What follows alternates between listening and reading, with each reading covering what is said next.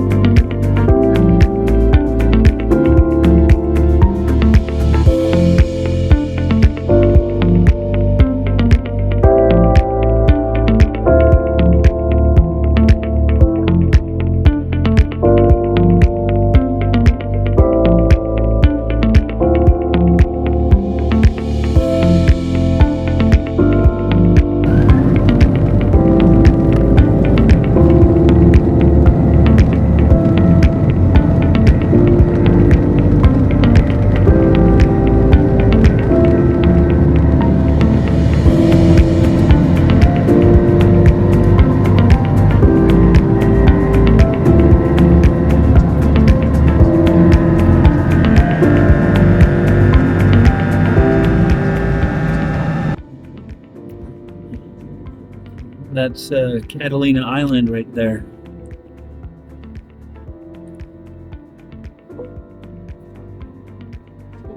Which is about 26 miles off the coast of Southern California. So the movies are not working. They're trying to reset them right now. And I just opened my headphones, and that's what those look like. So I'm going to ask for some more of those. But yeah, I love the seats, but there's a few kinks here. A few kinks to work out.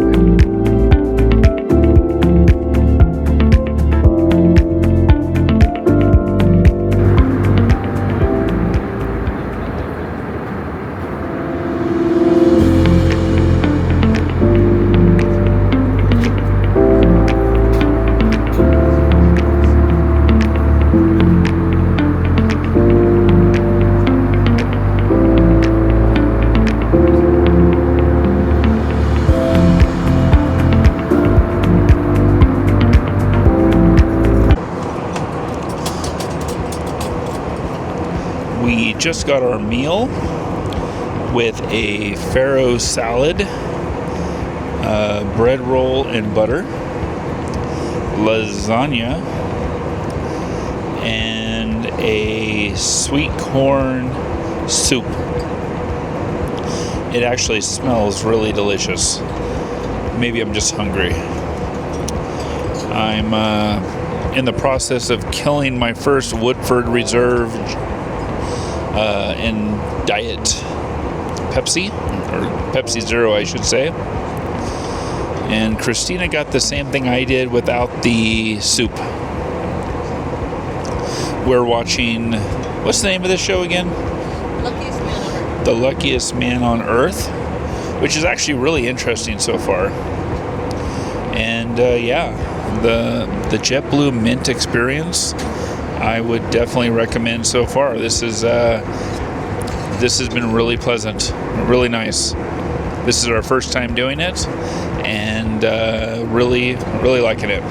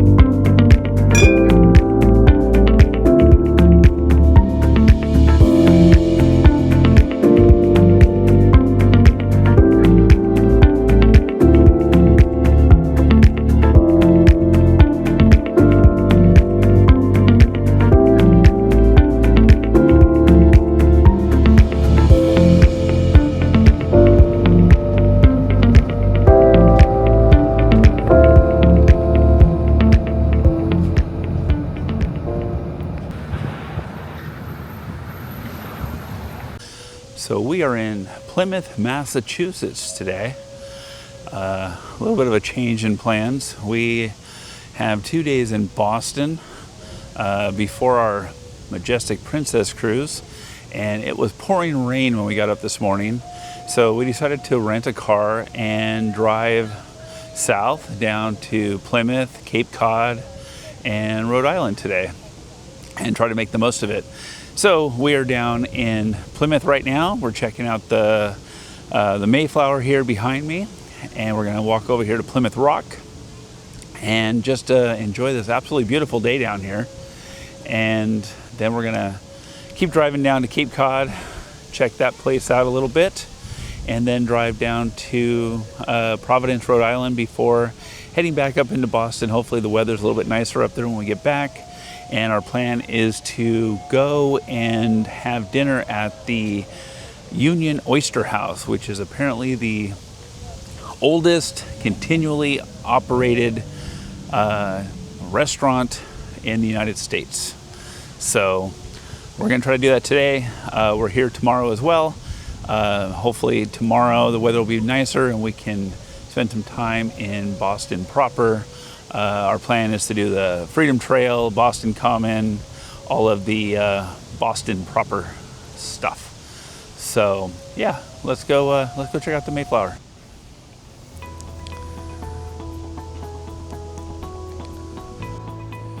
I know.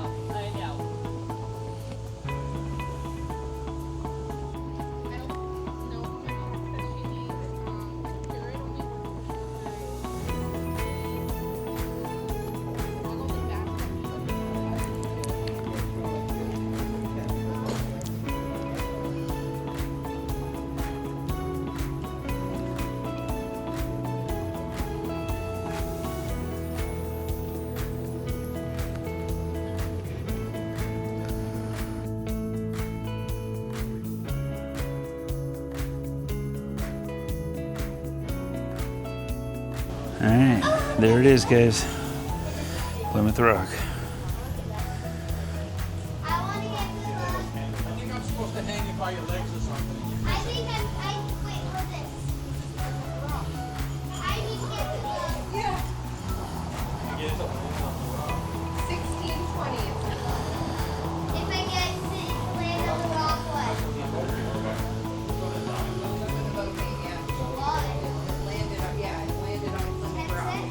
Plymouth Rock.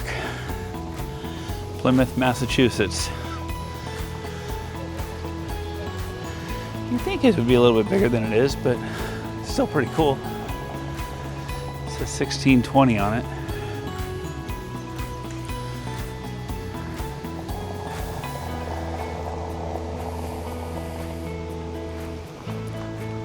Cool views from up here.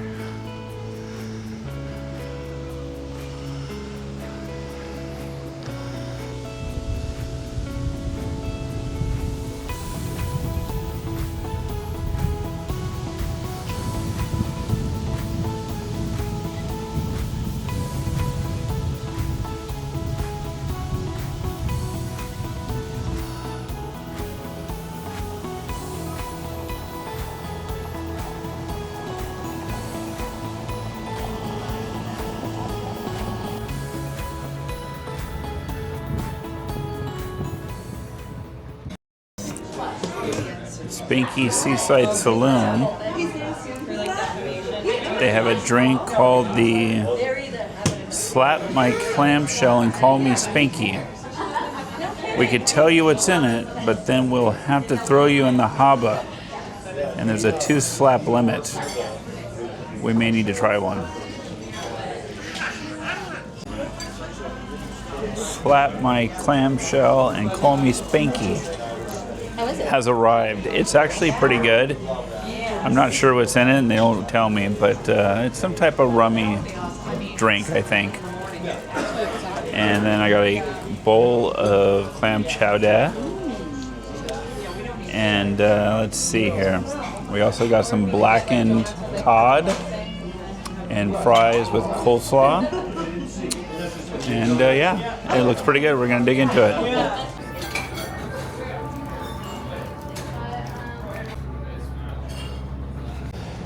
Just finished eating lunch at Spanky's Clam Shack in Hyannisport, and it was pretty good. It was just a quick snack. Most of us got clam chowder, and yeah, it was pretty good. Not too bad at all. We're gonna check out this little town here in Cape Cod. Right now we're just going through this cool little area here with cool port. There's a little lighthouse over there, marina, and they have local artists and Nantucket and Martha's Vineyard ferries. Black Cat Harbor Shack. Chowder. Big thing over here, that's for sure. But yeah, it was absolutely pouring rain up in Boston, and it is breezy and probably in the 70s here, and like perfect weather. Absolutely great. So we kind of dodged a bullet, and by renting a car, was able to claim the day back, if you will, and make it a fun little escape out of it. So that's pretty cool. We are in Boston Common today, and it is absolutely beautiful. It is blue skies, nice breeze, not too humid. It is actually super nice compared to yesterday when it was rainy. We are going to walk about 2.5 miles. That's the length of the Freedom Trail. It goes by Paul Revere's house and ends up at Bunker Hill. And we're gonna see what else we can see along the way. So yeah, what a perfect day for a little pre-cruise adventure through Boston. Let's go see what we can see.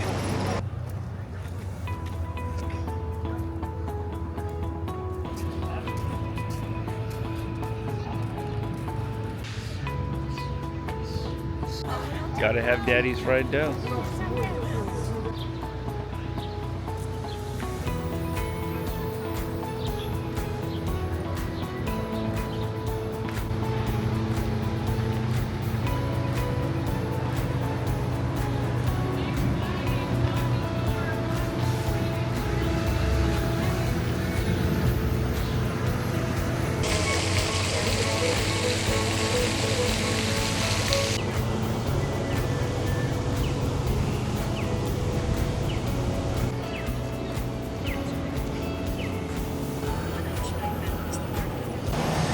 So interesting thing walking the Freedom Trail are these bricks. It basically tells you that you're on the right track here. You just need to keep following these bricks and you're on the right trail.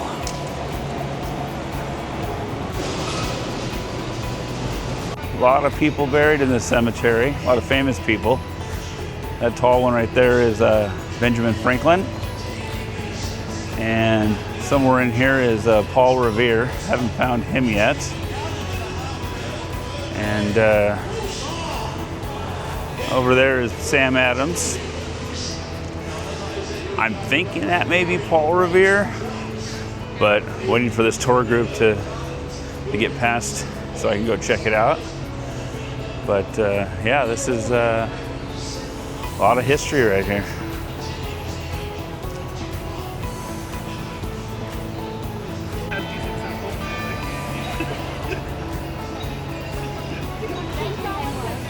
Here in Boston, no statesman in any... Month later, 5 adults were killed for exactly the opposite. Licensed child molester. It's apparently John Hancock.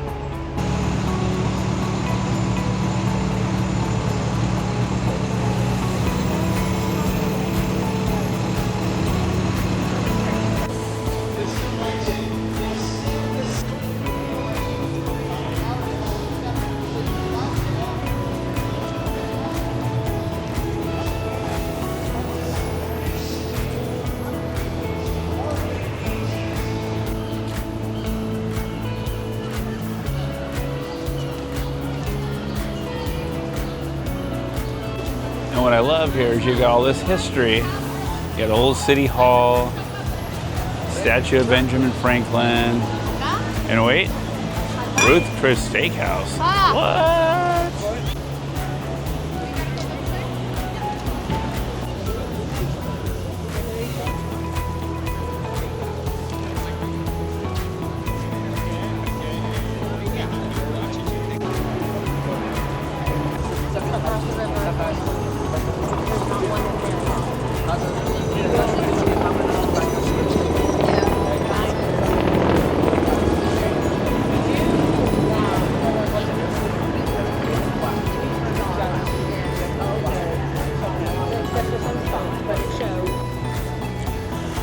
I'm not really part of this tour, but somehow I'm kind of part of the tour now, so I'm just going with them, filming.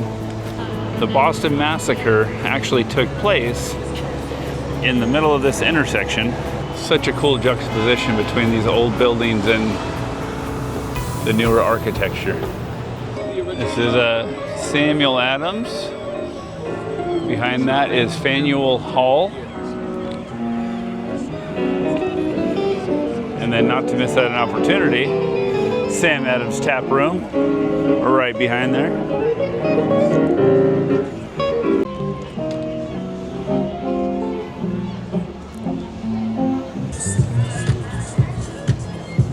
Maybe it just opened, but this is the most understated, quiet, and empty Margaritaville I think I've ever seen.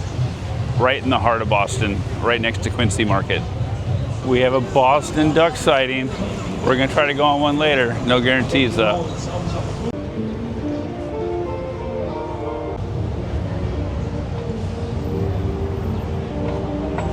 Union Oyster House, which is the oldest continually running and operating restaurant in America. We're gonna go in and see if we can get a seat for lunch. Looks a little crowded. We shall see.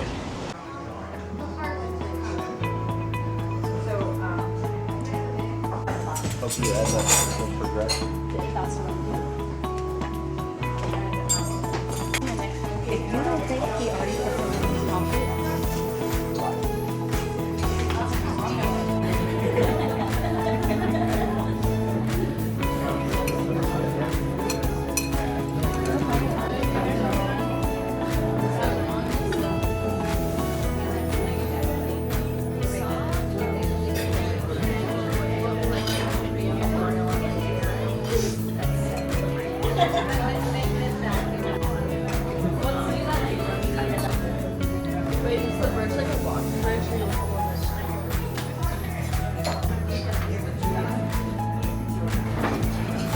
All right. Homeboy wants chicken tenders. I know that. What else?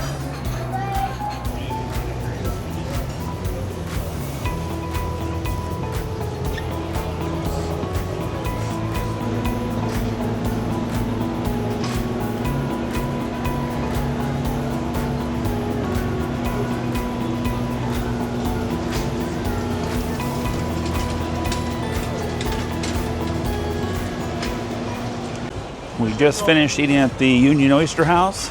It was pretty good. Nothing special, nothing spectacular. I actually think the clam chowder that we had yesterday down in Cape Cod was actually better. But it was pretty good. Not a bad little lunch spot. Now we're continuing down the Freedom Trail, and we're in some form of a farmer's market at the moment, and it is busy. So we're gonna keep on keeping on.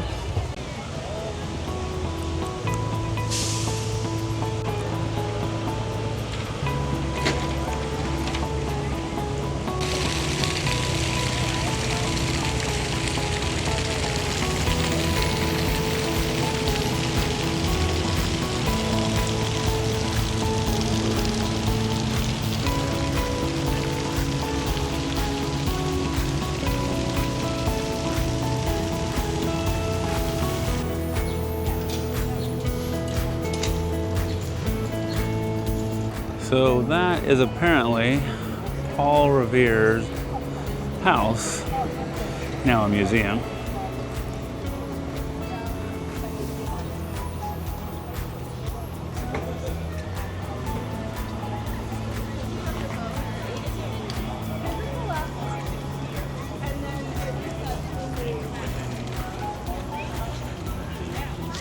We're not going to go in right now. We may hit it on the way back, but we have a lot more to see.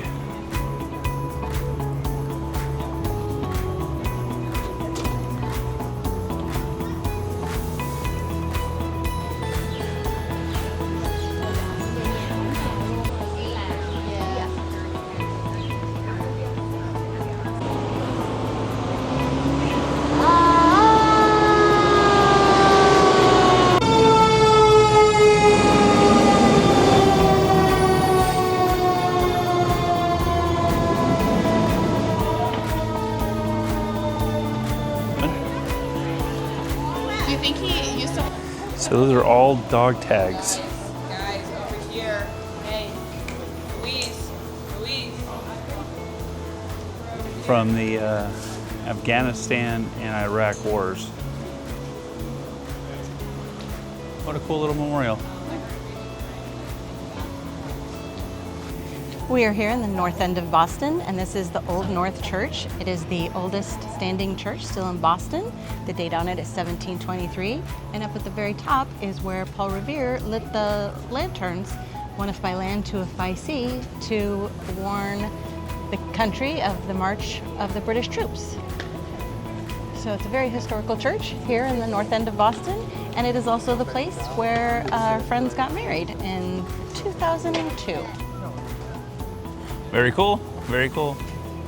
Cops Hill Burial Ground. Right up the street from the North Church. I think we're about to go across the Charles River to see the USS Constitution, and then over to Bunker Hill. And I think that will conclude the Freedom Trail. And then we're gonna figure out what we're gonna do next. It's like an Encore casino, which looks very similar to the Wynn Encore in Las Vegas. Interesting. So I believe that monument is Bunker Hill. So that's where we're trying to get to right now. Here we are at the USS Constitution, Old Ironsides.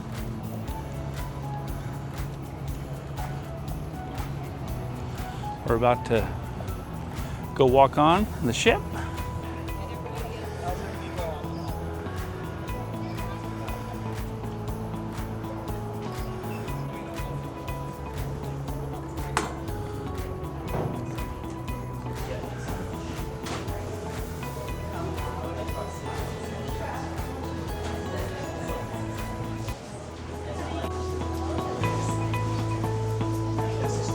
What up, Scuttlebutt?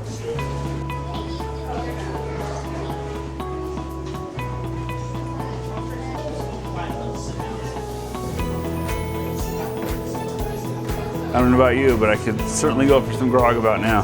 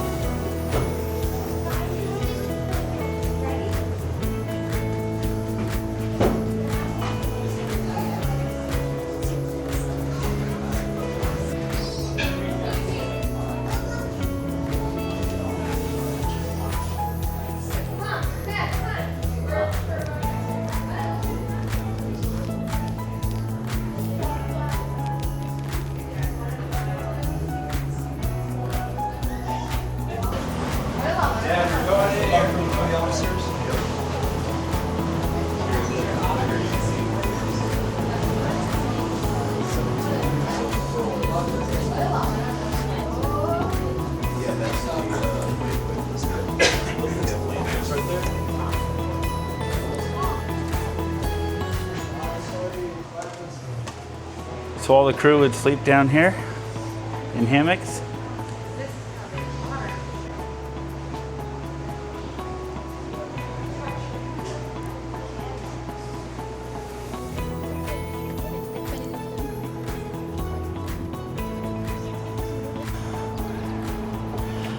You got a little U.S. Constitution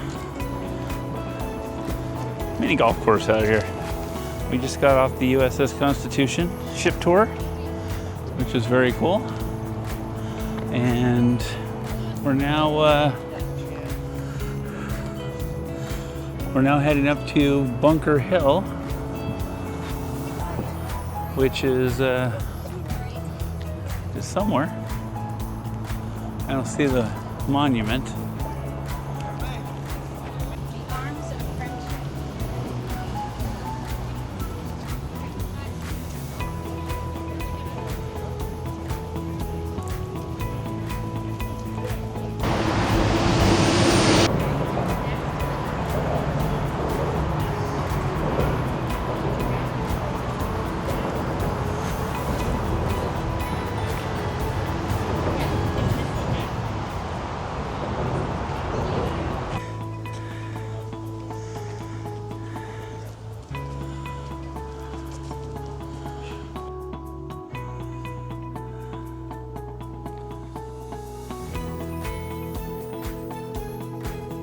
This is it, Bunker Hill, the end of the Freedom Trail.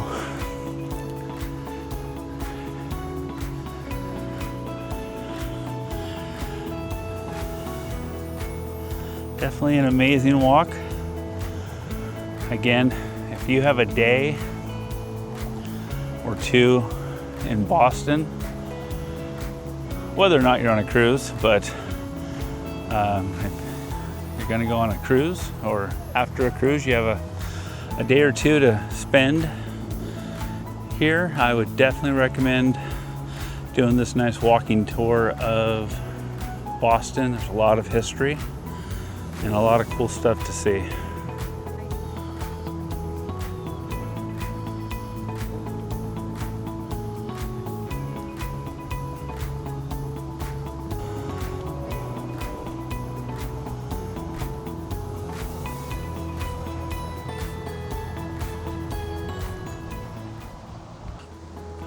Apparently you can go up in that thing. There's a big line for it.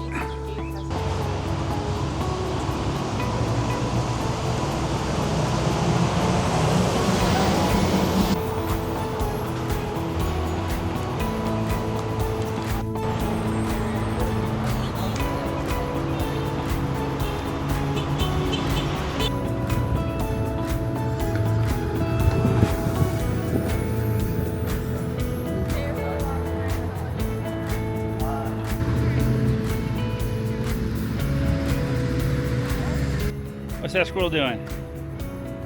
Squirrel's getting some grass. What's up, squirrel? Eating greens. What up, squirrel? Being cute. That's all you know how to be. Round trip. Here we are. Back in the Boston Commons on the Freedom Trail. Over 5 miles. Probably more than 5 miles when you 15,000 steps, you mean? Yeah. Not a bad day. I got to see a lot of really cool sights. Perfect weather. A little warm when the wind dies down, but overall not too bad. Is that a schoolhouse or the church? What was that?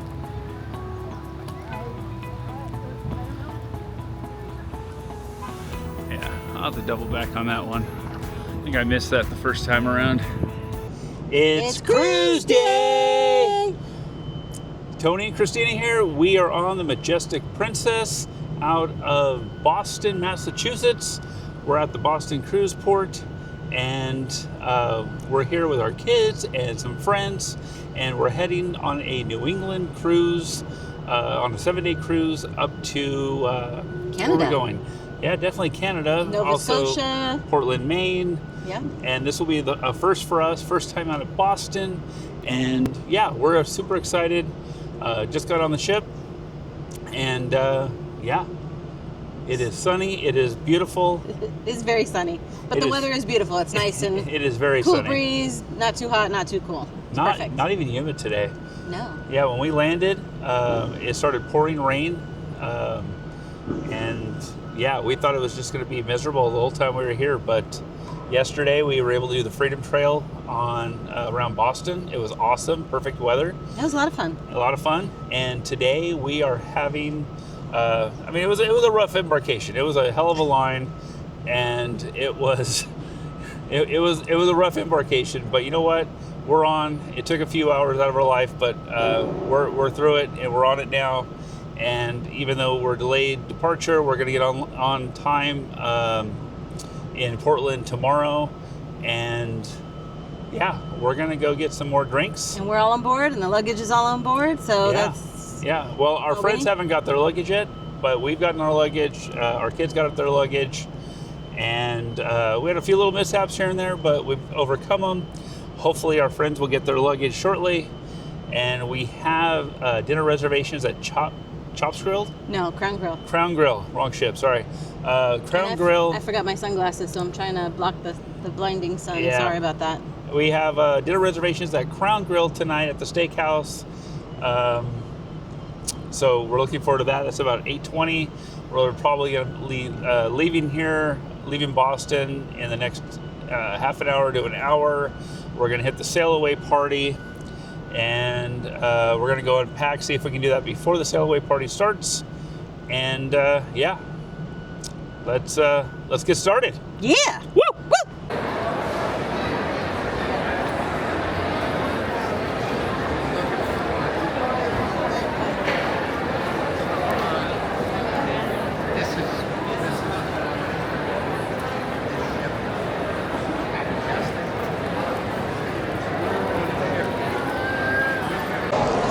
We're at the Boston Cruise Port, standing in a very long line trying to get on the ship. It looks like they just cleared customs because this is the first sailing out of America. It just came over from Southampton to Boston, so we are the first sailing out. And yeah, it looks like they just opened it up, so the line is just now starting to move. And it is cruise day, and we are excited to get on the ship and to get our cruise underway. Check out this line.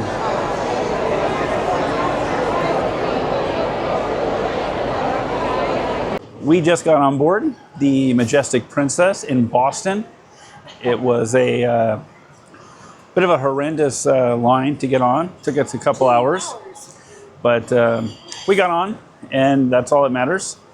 And we are up at the Wakeview bar.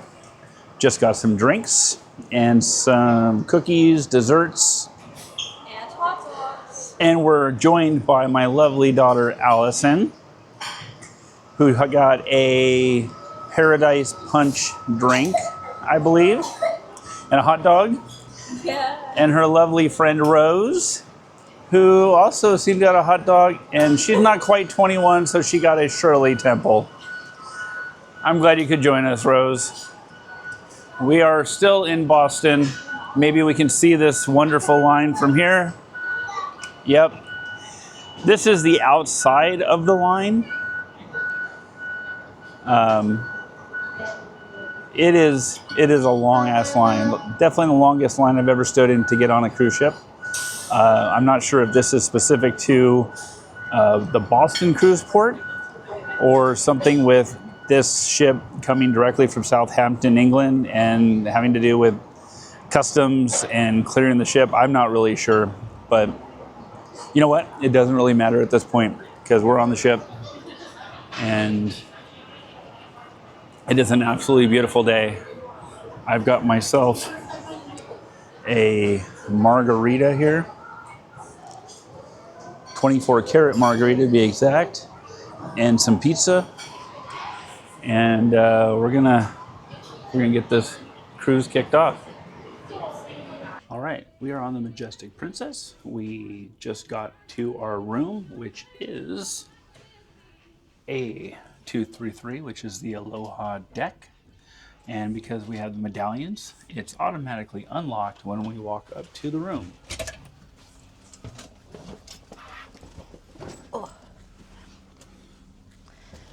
Ooh.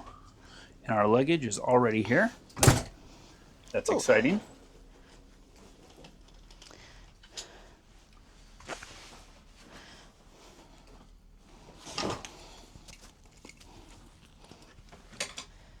There's a mini bar already set up in our room as well.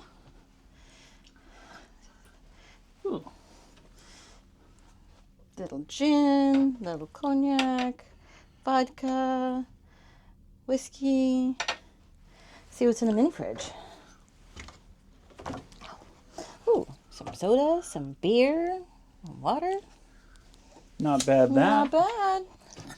Now this is a mini suite category. Yes. So not quite a suite, not quite a balcony, but somewhere in the middle. There's a nice full couch, a nice desk with drawers and some shelves here, a nice little vanity with a shelf. There's one US outlet, it looks like. Oh, there's another one on this side over here. There's no USBs here. It is an older ship. There are USBs next to the bed on this side, but only that side. That side has power and USBs. No, I don't think there's any power over here. Oh, just USBs, and then there's just two light USBs. switches. There doesn't appear to be any power over here at all. Yeah. We have a second television over here. You're right, because there's a curtain here.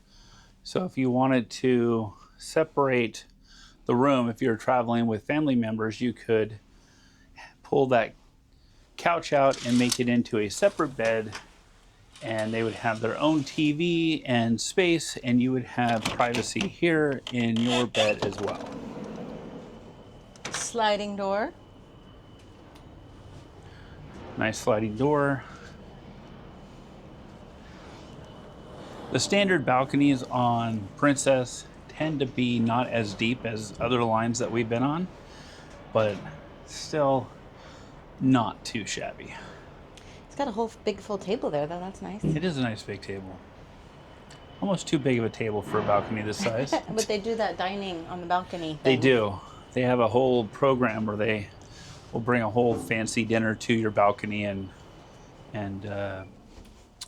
you can have a nice little romantic dinner or on breakfast. your balcony.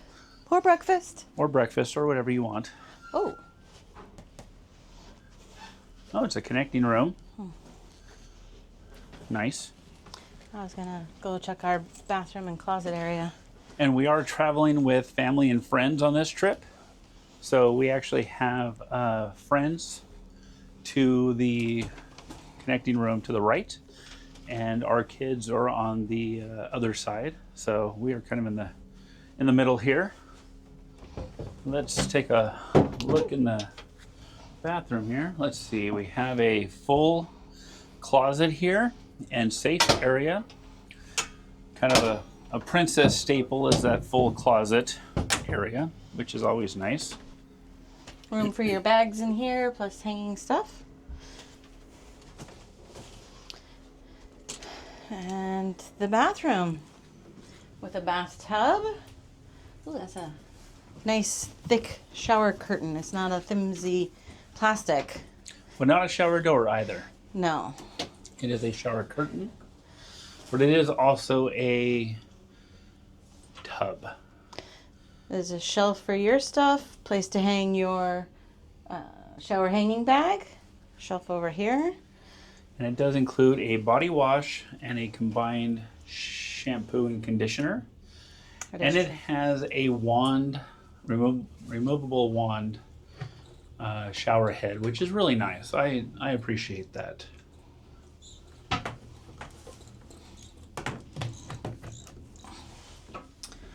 And honestly, I think this is plenty of room as far as... Several shelves, body lotion, hand wash. There's a shelf down underneath, tissues. Yeah, I mean, plenty of space to set up your stuff, hand wash, body lotion, and then more shelving underneath and a trash can. And again, back to this walk-in closet, you've got shelving up above, and then that full shelving unit with the safe over there, and then the closet area. And then you can also put your luggage under the bed, which is what we normally do. You've got a full-length mirror right here. The AC controls, we turn it all the way down. Yeah. And a nice little counter right here to throw your, I don't know what you'd set there. I mean, we have the medallion, so I guess you could set your medallions here, but we always bring little magnetic hooks to hang stuff like that on.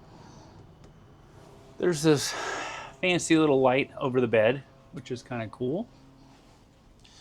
And some drawers next to each bedside. There is a hair dryer in the desk. Full hair dryer. But it does not come out of the desk. You gotta use the vanity to do that, but there is a light.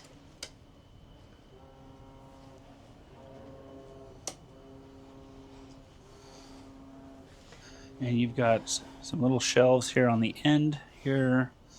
Not sure what you'd put there, but maybe some shoes or something. There's also some drawers here and on the side of the bed. Yeah, you got some drawers right there. And a little table here to set stuff up on, or I guess your feet if you really wanted to. And that's it. That's your cabin. And let's see what the view looks like out here. There's an airplane coming into Logan International in Boston. And the bridge up there. Down below, you've got larger balcony cabins, or balconies, but as you can see, they're not necessarily the most private things. So I guess it's a trade-off. And then you've got your lifeboats, someone's feet down there. And then you've got the skywalk over there that we'll go and do later on, where you can actually go walk over the side of the ship and it's glass underneath your feet. So that's kind of a cool thing to do.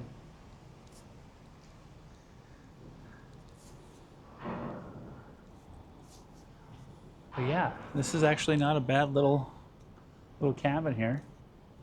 And we are still in Boston for another 2 hours, I believe.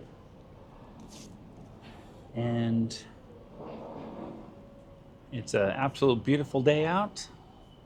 And even though the line to get through the Boston cruise terminal was definitely the worst I've ever been in for reasons I'm not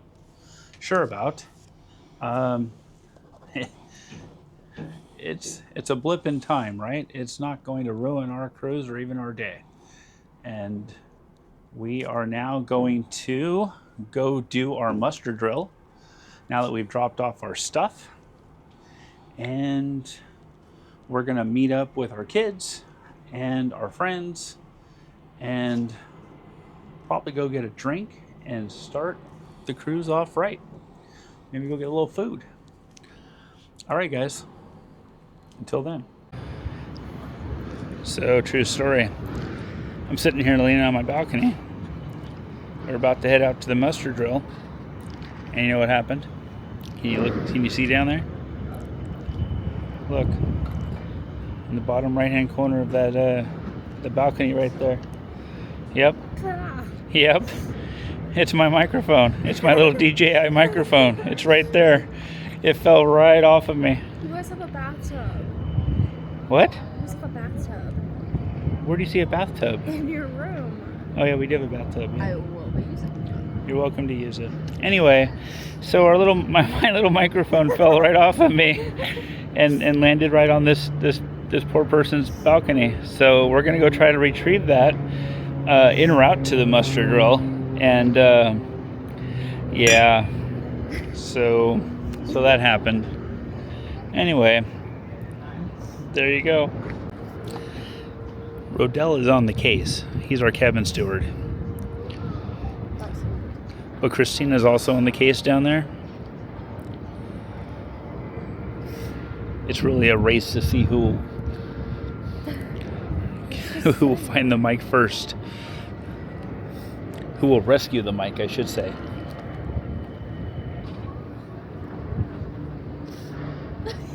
Yay!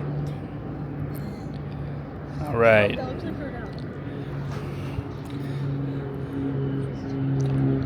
The DJI mic has been retrieved and rescued. Rose is laughing at me, and I feel a little offended. Bless you. Thank you. Allison, this is no laughing matter. That was a close one, guys. Was a close one. It was a close one, but we retrieved it, so we are back in black. Yes. All right. Yes. We're now going to get to our muster drill. That's the skywalk right there. That's the upper part without the glass. Right below it is the transparent part with the glass to the ocean below. We'll go to that in a second. Tony will go to that. Christina will watch from a safe distance. Yeah, I'll go to that. We'll leave Christina out of it.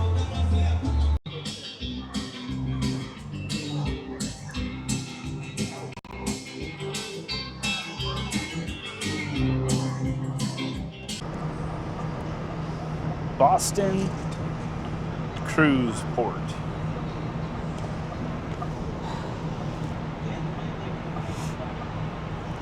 So according to the captain, he's come on a couple times now apologizing profusely for the delays, saying that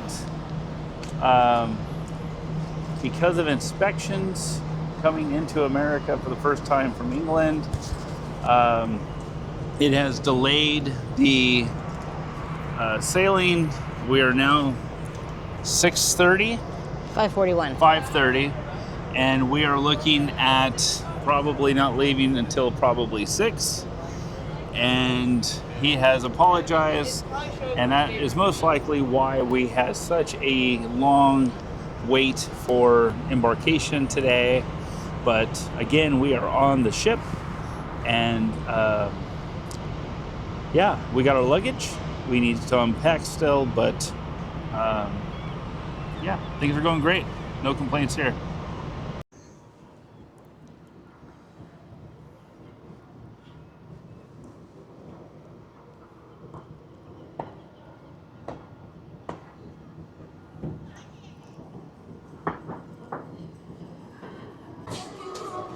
We are just getting ready for sail away. It is about a little after 6 p.m.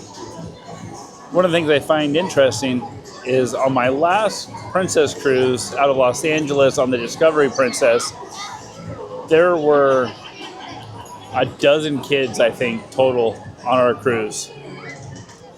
And on this one, as you can see, there are a lot of kids. And I think the big difference is that we are in August right now. And on the Discovery Princess, we were, I think it was October that we did that cruise.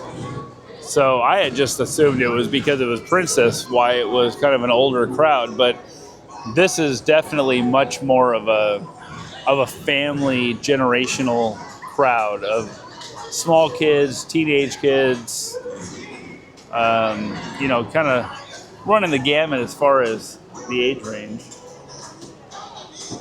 But yeah, we are just about to set sail here. And I'm not sure. I don't know if I even went to the sail away party on the Discovery. I don't recall. But I assume the sail away will be up here, probably somewhere in the middle here where they have the fountains. So we're just kind of hanging out up here waiting to see if we can catch some of that.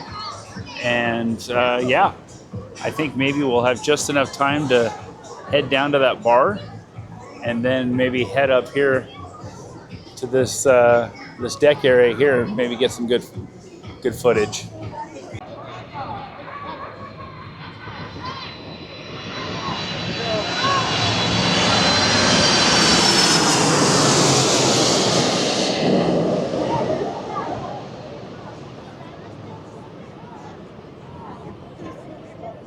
That was pretty cool.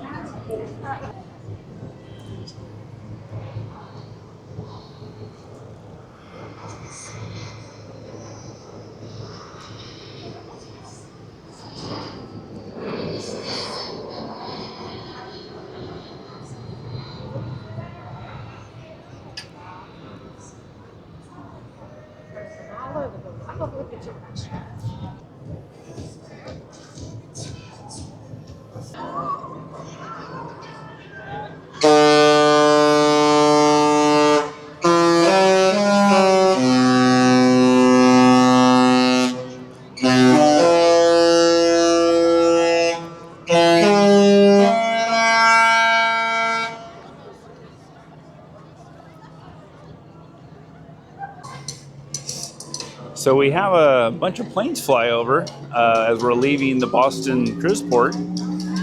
As they're moving into Logan Airport, which was really cool. Waiting for the sail away party, but looking on the deck here, they just started Back to the Future. So I'm pretty sure either we missed the sail away party or I'm not sure. I guess I have to look at the schedule. But I guess the good news is Back to the Future's on? Yeah, it's not the worst thing. Power of love and all, right?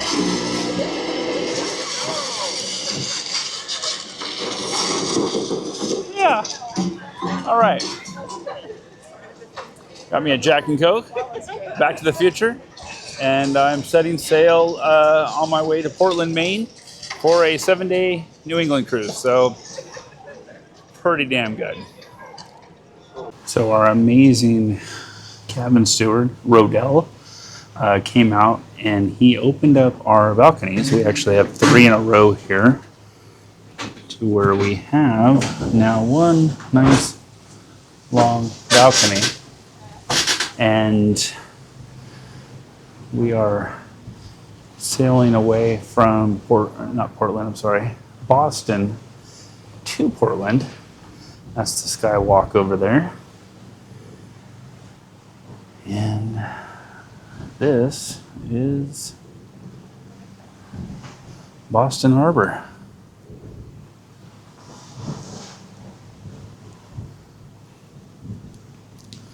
Which is quite beautiful. There's a cool little lighthouse out here on this little island that we're passing as we leave Boston. I think those are like lobster hot floaties. Maybe crab? Probably lobster though. That's pretty exciting. Got our cool little magnets on our doors. And this is what Christina did as far as a picture for me. Not cool, Christina. And we decided to do a little scavenger hunt that we would share with people that we hung outside our door. And we even added some little pencils that people can take. So as people walk by, they can grab a scavenger hunt paper and a pencil and go out and have a fun little scavenger hunt. We're on deck 12, which is the Aloha deck. So all of the pictures are from Hawaii in the hallways, which is really cool. So it's kind of like a twofer. You get a New England cruise on the Majestic Princess, and you get these Hawaii vibes as you walk through the hallway. Hello. How you doing? Very good. Good, good. This is a magician comedian, it looks like. We're not going to make this one because we have dinner reservations at the steakhouse. But he has a 9:30 show. Depending on how long dinner is, I think we're going to try to come back and hit this. If not, hopefully we can come back later in the week and get to see him.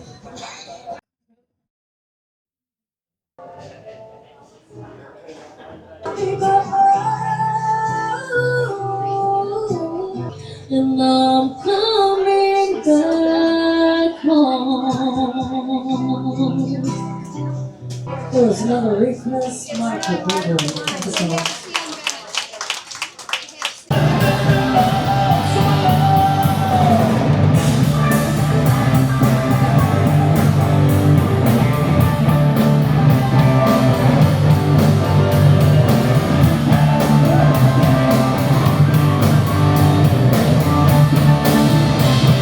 Fun 11 p.m. embarkation day on the Majestic Princess shower thought. Okay, if you look, starting at deck 12, the Aloha deck.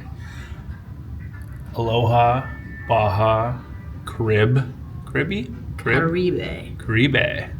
Dolphin, Emerald. They're all alphabetical. A, B, C, D, E. Well, then you can go to the Fiesta deck. And then you go to the Fiesta deck after and then that. We're not going to ignore the Plaza deck. And then the Gala deck. And then the Gala deck. There you go. Yeah, this probably won't make as much sense in the morning, but it's pretty funny right now.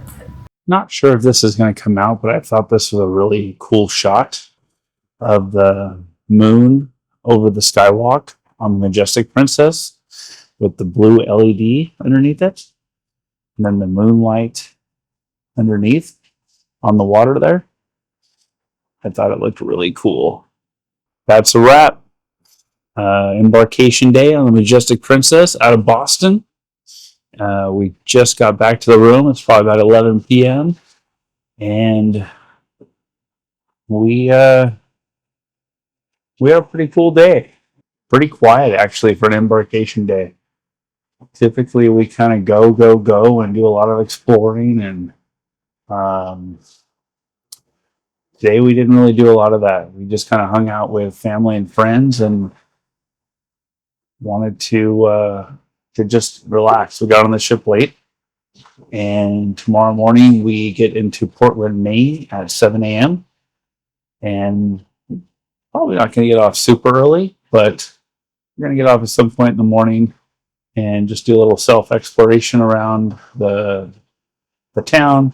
Maybe try to get over to a lighthouse. Otherwise, just walk around and hang out on the ship.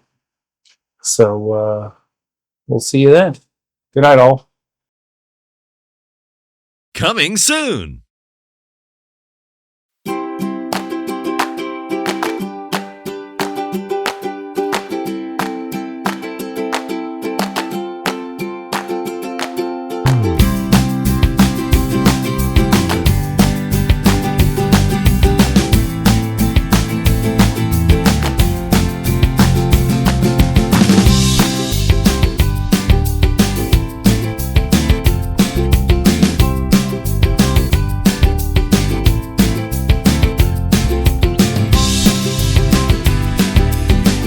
place over there is called the Holy Donut with that line over there. They apparently have potato donuts. We were going to check it out, but there's quite a line right now, so we're going to see if that line dies down and go see if we can get on a duck tour and maybe circle back to this one.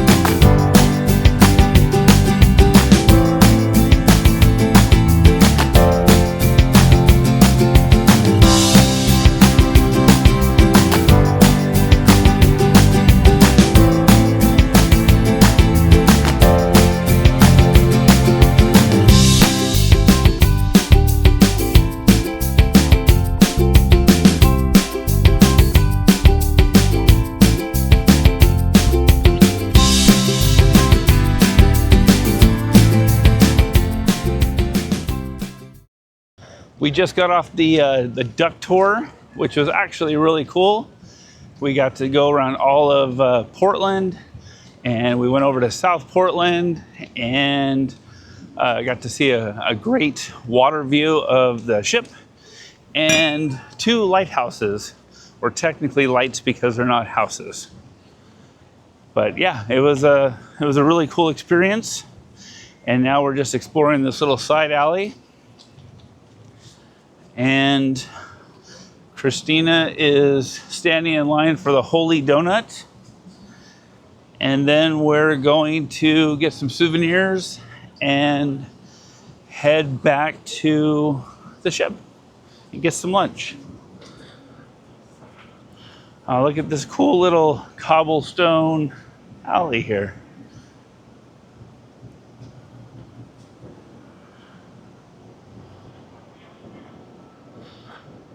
Cool town.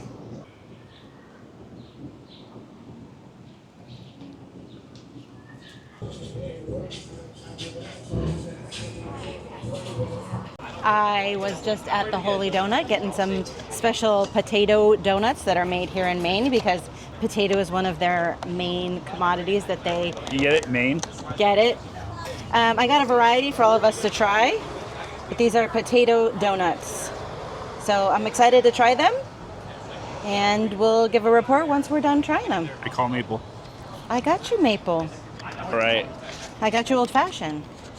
By the way, check out Christina's new little purse thing. She got it personalized just for herself. Just for me. Very cute. All right. Christina now officially has her Holy Donut wings. Not too far off the ship, they have this whole row of vendors here that have all kinds of really cool kind of handcrafted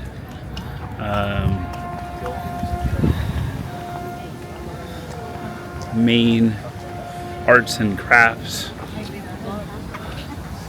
And unlike the Caribbean and Mexico, where like every single area seems to have all the same stuff, these are all really unique and truly do seem to be handcrafted. And they just say hi to you when you walk by, and they don't try to hound you as you walk down the street.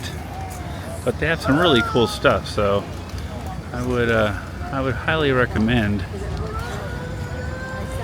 checking this stuff out when you're in Portland and you get off the ship. I figure when the author's here, it's better to support. I appreciate it. It's $34.95.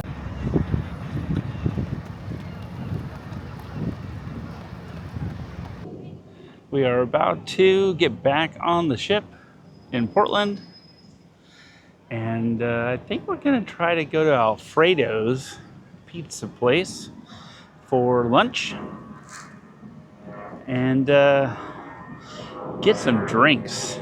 It is about 2 o'clock, I think. We leave about 3:30, and it's time for a beverage.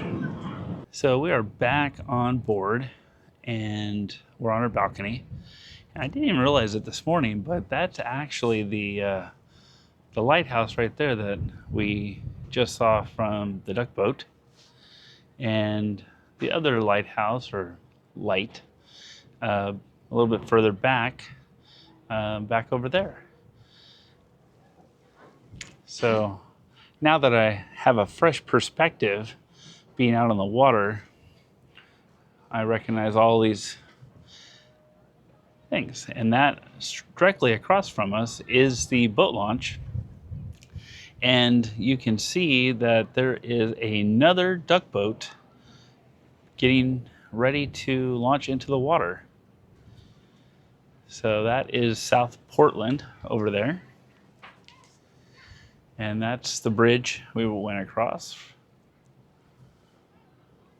Yeah, what a fun day. I would definitely recommend, if you come to Portland, to try out the duck boat and to give that a shot. And if you look right there, you can see the duck boat is, you can see that the duck boat is just about to go into the water. Oh, there it goes.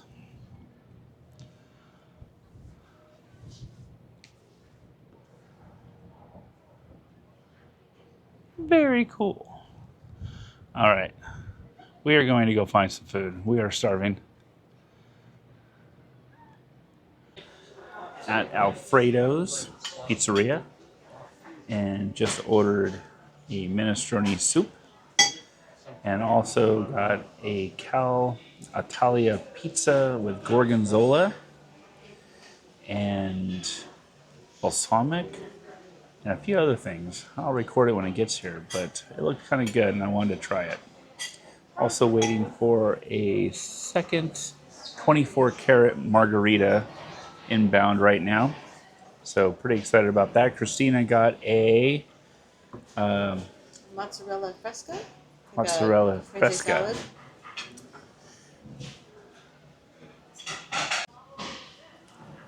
My 24 karat margarita has just arrived. Let's try it out, shall we? A little bit of salt. Very good. Very good. Highly recommend. Now we're just waiting for our pizza. And I think we ordered some dessert as well. A couple of us got the tiramisu. I got some type of a apple tart thingamabobber. Not sure exactly what it is, but we'll find out. This is a cool little restaurant here. And yeah, still hungry, waiting for my pizza. We just got our food. I got the Cal Italia with a balsamic drizzle and gorgonzola, prosciutto, and Parmesan, and a little bit of something else I don't quite remember. I'm gonna have to look that up. But take a look at this thing. Our friend April just got this thing over here, which is a giant calzone. This thing is giant and amazing, and I'm gonna try to dig into this thing as well. Let's see what Christina and Adam got. I got a pan siciliana, which is basically just a tuna melt, I think, and some mozzarella cheese. And over here, we have the original pepperoni pizza. Everything looks very good. I can't wait to try it. So they have a Life Fest loaner station here with a sizing guide, and then the whole Life Fest station here. And then this is the Hollywood Conservatory, which is an indoor pool area. And as you can tell, it's not adults only. But it does have a bar at the end, some bathrooms over here. And seems like it may be air conditioned. It's relatively cool in here. Not very stuffy, so usually these solarium type of pools are kind of stuffy, but it's kind of nice in here actually. We've been walking around Portland all day today, and I've had people coming up to me telling me how much they love my shirt. This is one of my new favorite shirts. I got it from our buddies Adam and Mary over at Hollits at Sea. You got to check them out. I'm going to put their channel name right here. They're awesome. They make great cruise content. Go check out their videos. Funny story. We come back on the ship. We get in the elevator. We're all in the elevator, a bunch of people. This guy looks at me. He looks at my shirt, and he gives me a hug. And I said, hey man, you got to keep reading the shirt. You got to keep reading. And he stops, he reads, everybody in the elevator starts laughing. And then next thing I know, we start talking about Buffalo Trace. So The thing is, these type of shirts are great conversation starters. Go check out Hollits at Sea and buy some of their merch. He has a bunch of great shirts and they have awesome videos. Check them out. As we leave the Portland Harbor, we're coming up to one of the more infamous or famous lighthouses, the Portland Headlight. And you can see just a very popular spot. You can see people wrapped around it, go up inside of it. Really great shoreline here.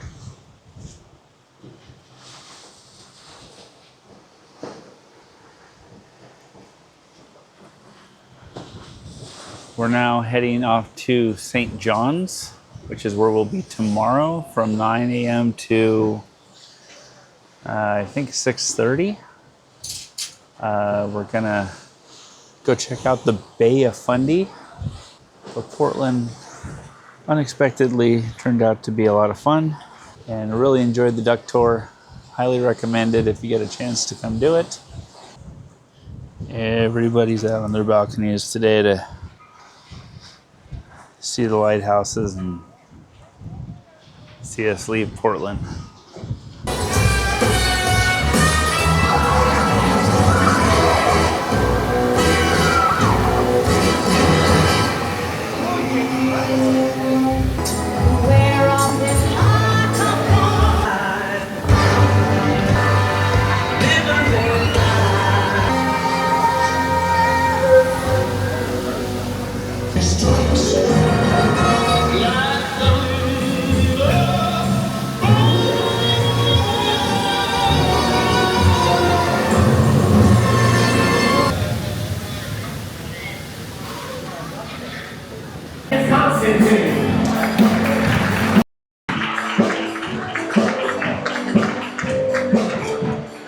Next is the officer looking directly after your needs. Our guest services. And last, and certainly not least, the master of the vessel. Please welcome from Wales, Captain Paul Slide.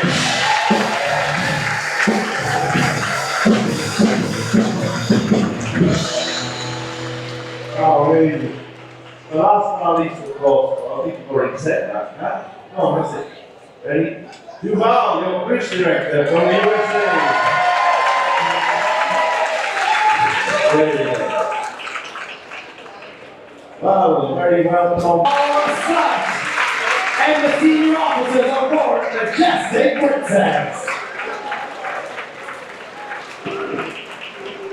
Well, ladies and gentlemen, the evening has officially begun. Of course, there are shows happening at both ends of the ship in the Princess Theater. Encore, a huge theatrical show is there waiting for you at 7:30 and 9:30. And the Laugh Lounge is open 7:30, 8:30, and 10:30 in the Vista Lounge. But until I see you for this evening's entertainment, I will leave you in the capable hands of our pop band. This is Echoes.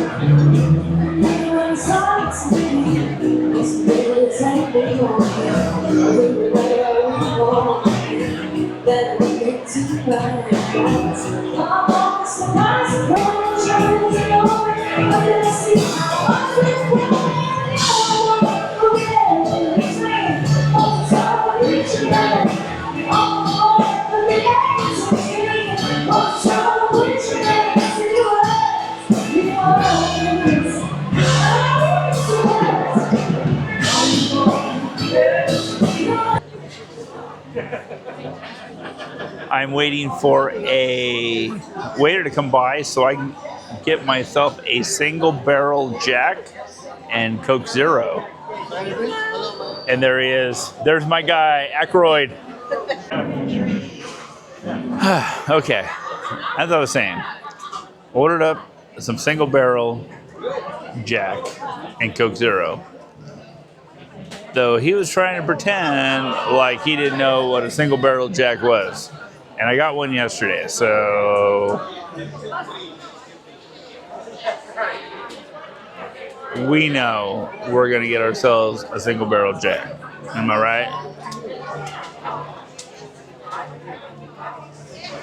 I hope.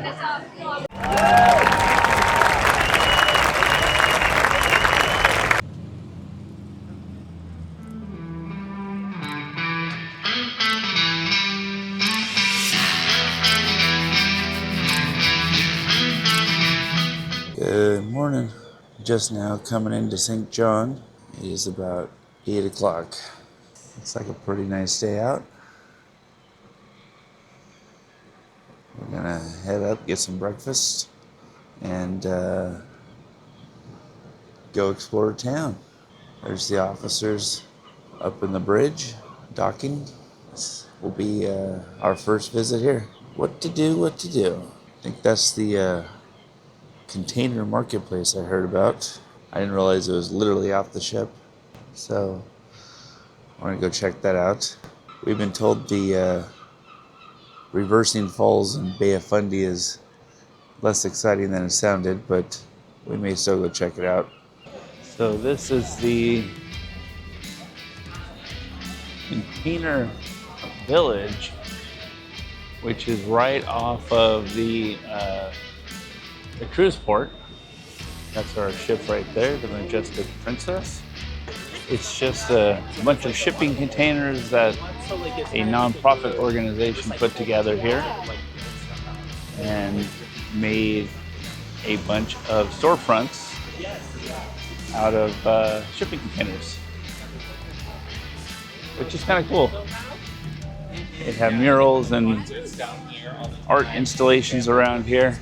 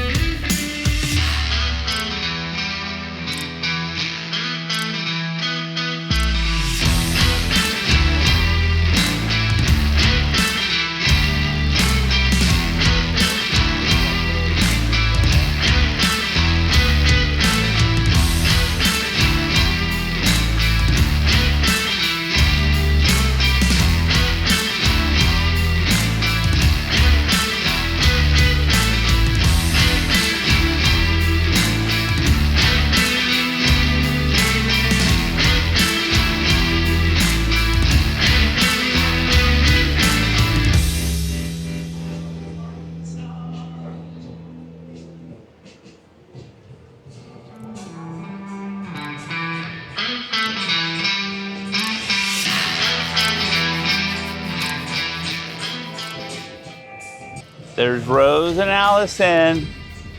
Say cheese. Say poutine.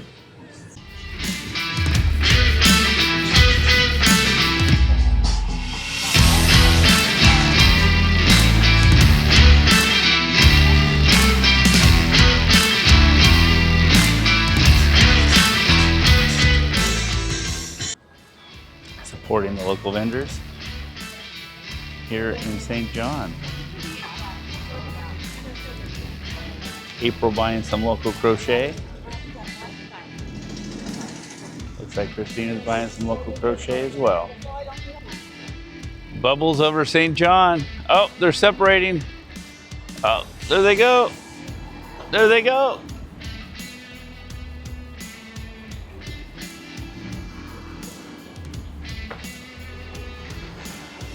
Oh, oh, oh, will the bus take it out? Oh, it escapes the bus. It just keeps going. It just keeps going. There goes another one. Oh. Oh, oh. All right. We must continue on. Over there is Market Square. I think we're gonna go check that out. We're inside Market Square right now. The Rock of St. John. Yeah. Hats on the square. If you ain't rocking a hat, you're not on the square. So this is like a indoor mall kind of thing. It appears to be.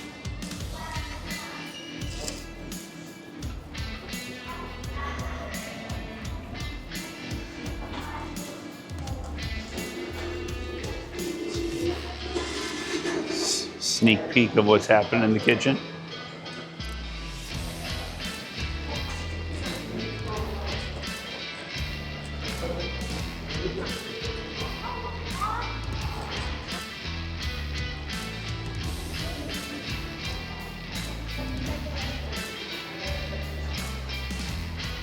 Okay, who remembers these? This seems to be an actual working phone booth in St. John, Canada.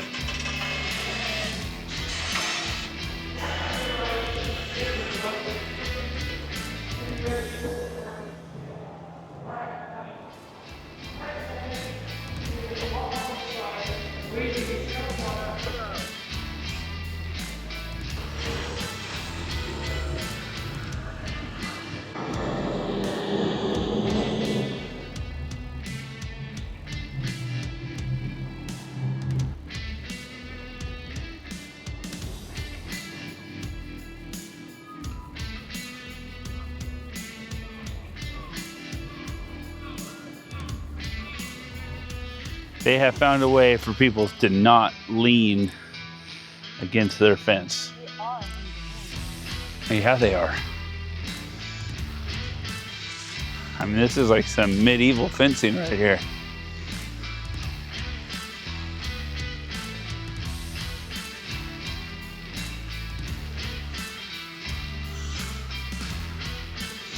And then walking up here, we have this old church called the Stone Church, which is very cool.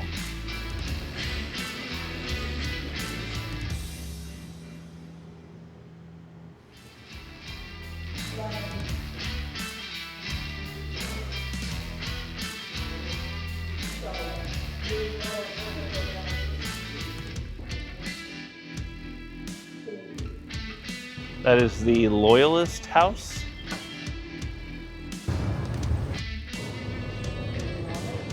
Inside of the Loyalist House.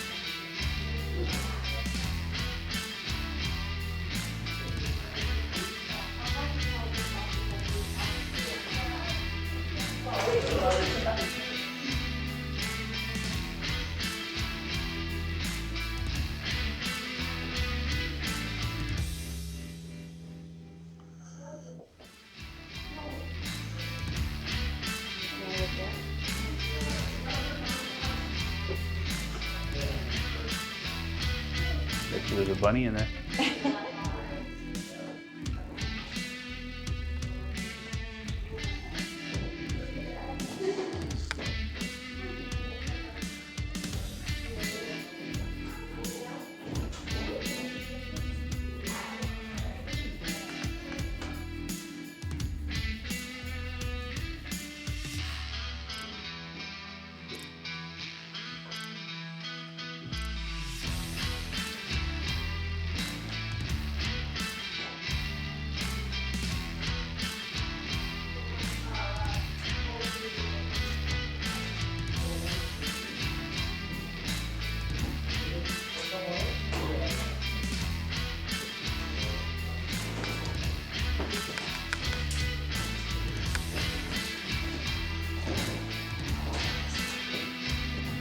This is the backside of Loyalist House. which was free to tour today because today is a civic holiday. I believe it's like New Brunswick Day or something. So, yeah, that was pretty cool.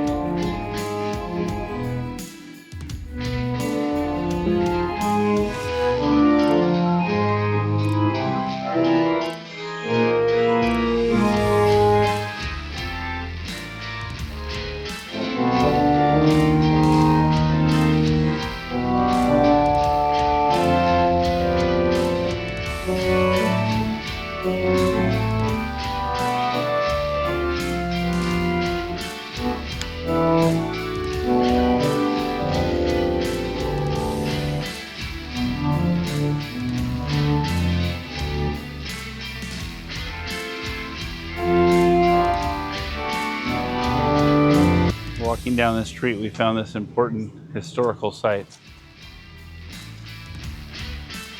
On this site in 1897, nothing happened. I find that funny.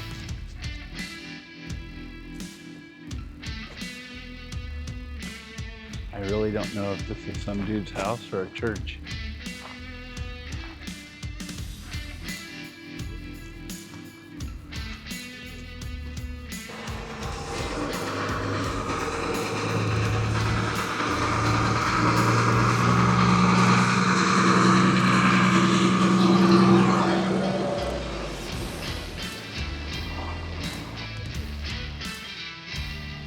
So these big old bumblebees just go flower to flower here.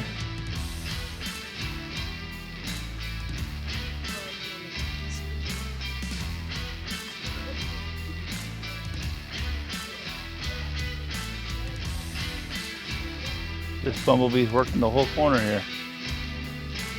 And that is our ship down the street. So we're gonna head back down there, back into the area 506 festival area, and we're going to get some beaver tails. Yeah. So checking out this apartment here, got the bedrooms upstairs. Let's see what they have in their living room. Wait, what is that? Huh. All right, they got a 4Runner inside their living room. Okay, all right, all good.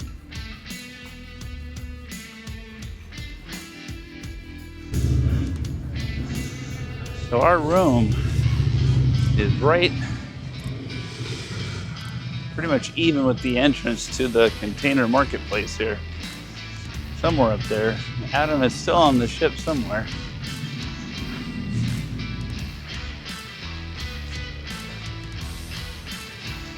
But yeah, it's a hilly town, but it's a cool place to check out. Another one of those big pink buses. Some local kerfuffle with the police, maybe? I don't know. Looking forward to getting back on the ship and getting that first drink of the day, I'll tell you that much. My back is killing me. Hi. Hello. We are here at the Container Festival area, the little container neighborhood, and they have a beaver tail, so I got myself a classic beaver tail, and we're waiting on some poutine, and we're gonna enjoy our little yummy snackies before we get back on the ship. I really enjoyed the city. We had got some good shops, we got some good souvenir shopping, but I'm ready to get back on the ship now after I enjoy my beaver tail.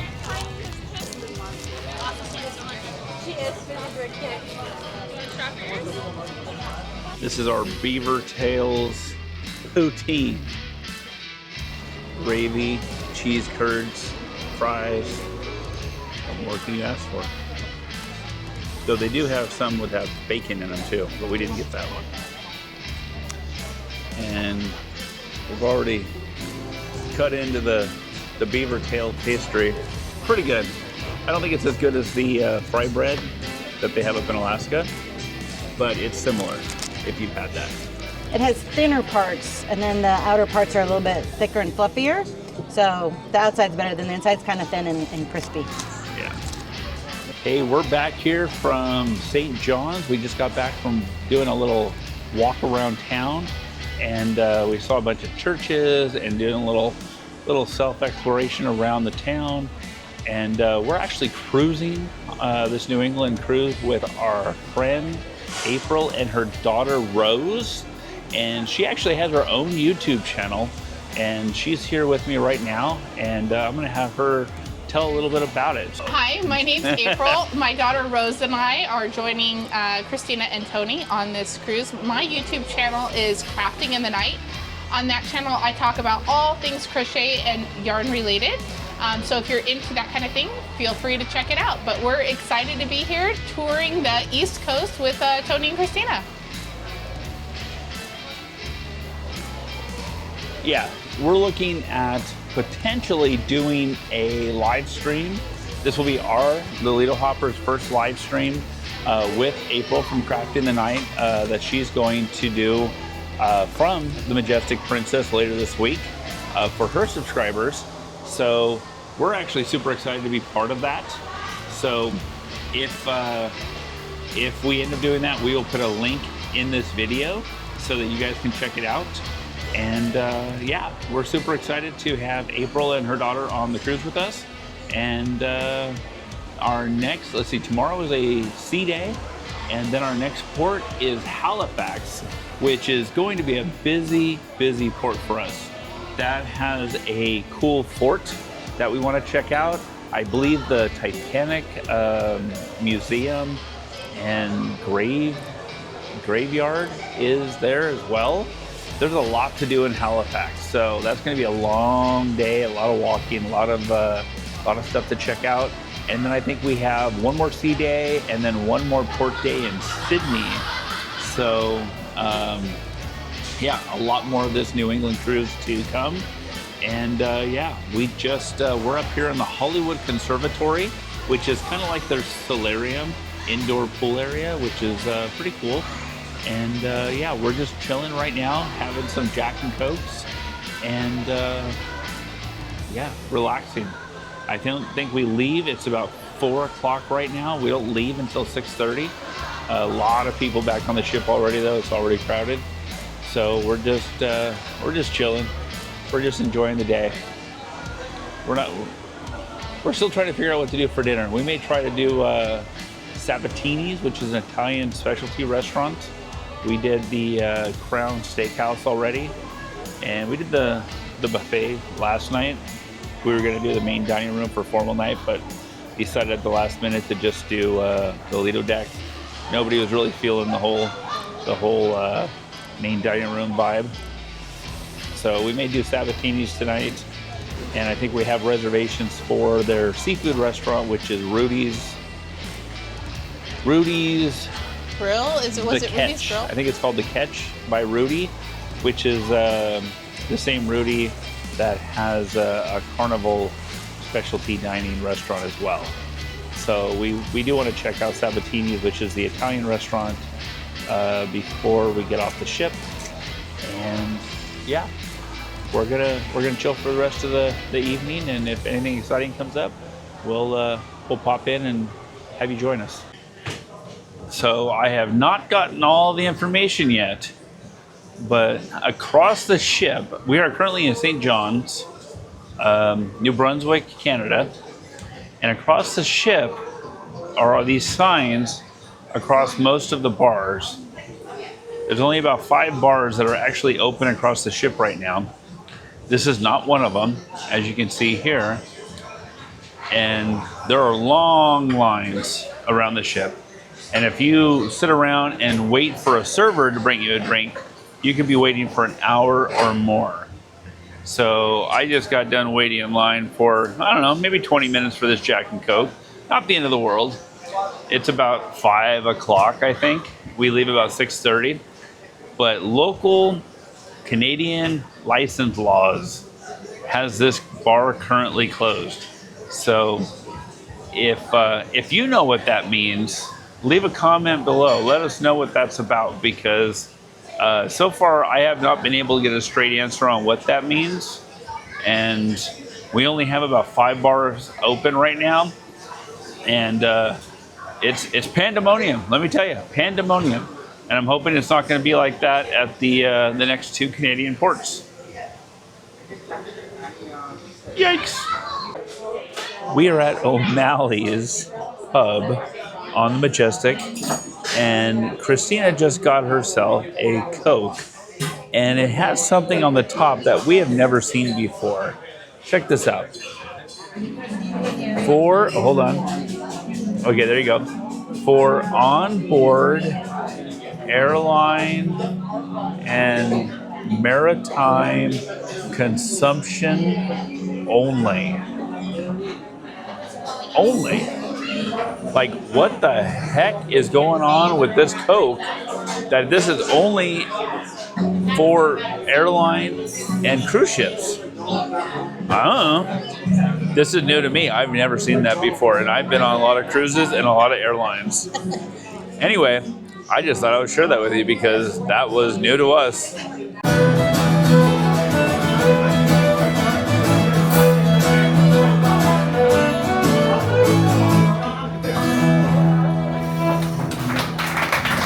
Just got my burger at O'Malley's.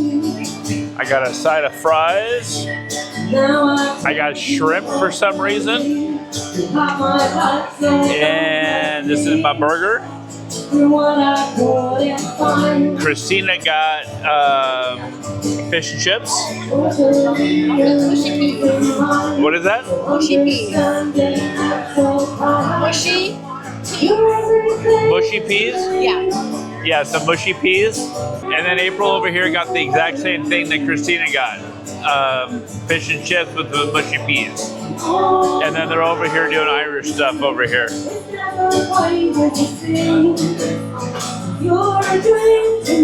Yeah. We just got our desserts at O'Malley's. What is this? What is this? It's a Guinness cake. What is it? Guinness layer cake. This is a Guinness layer cake with some type of side sauce. And then I got a apple cobbler tart thing that I don't remember ordering at this point. But yeah, we're gonna dig into these right now.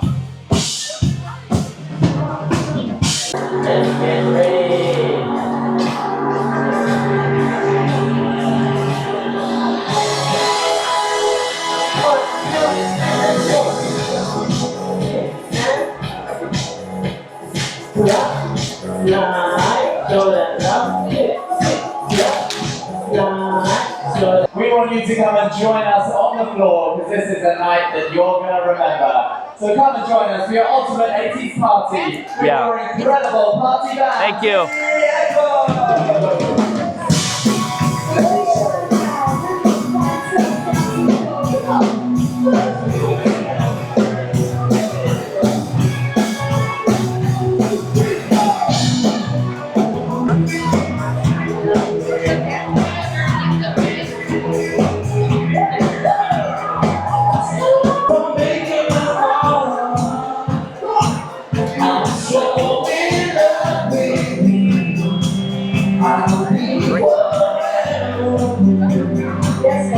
We are on the Majestic Princess here tonight, and we've always been wondering how we figure out which side of the ship our room is on. We have an odd numbered room, and we always kind of are looking around. And then, epiphany, we figured it out. The right side has red carpet. The left side has blue carpet. Yes. So left side is even numbers, blue even, and red odd. So now we know which way to go when we need to get to our room. Little Lido lowdown for you from the Majestic Princess. All right, I think it is bedtime. Bedtime. It's been a long day. Good night, all. See day tomorrow. Yeah. We are in beautiful Halifax, Nova Scotia today. And we are docked right across from this cool little lighthouse island, it appears. This was supposed to be a tender port, but the captain last night said that they were able to bump the Queen Mary 2 and we were able to get the berth instead. So no tender for us today, which is awesome. So we are just about to get ready and head into town. We're gonna go explore the boardwalk along the waterfront. There's a Citadel fort up on a hill that we're gonna go check out, as well as the Titanic Museum is here. So it's gonna be a busy day for sure. But the weather is absolutely perfect. And we're definitely looking forward to exploring Halifax. Let's get to it.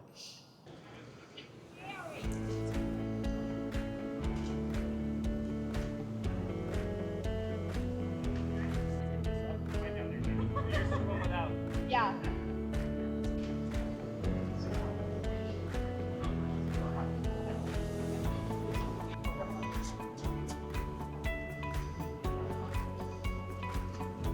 Comfy? I'm gonna have me a little sit.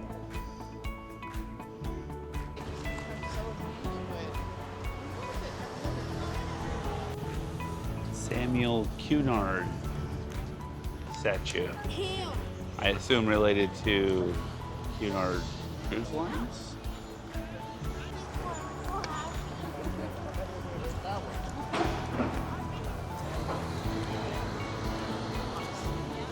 Perfect, perfect.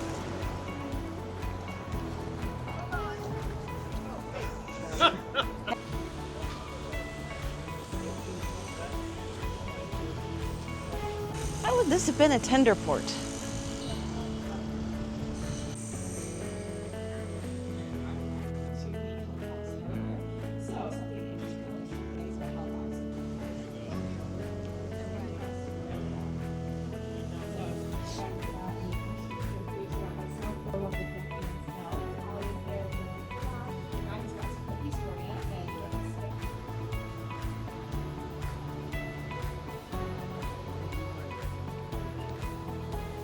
Got to fix those street lamps over there.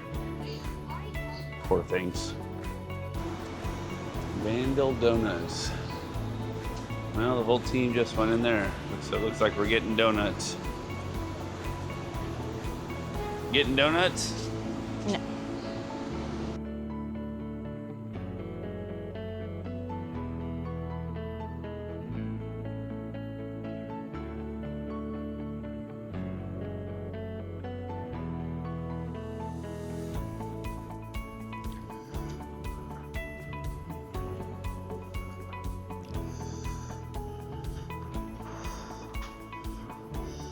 This boat here is called Just Chillin'. And the folks inside, they're just chilling.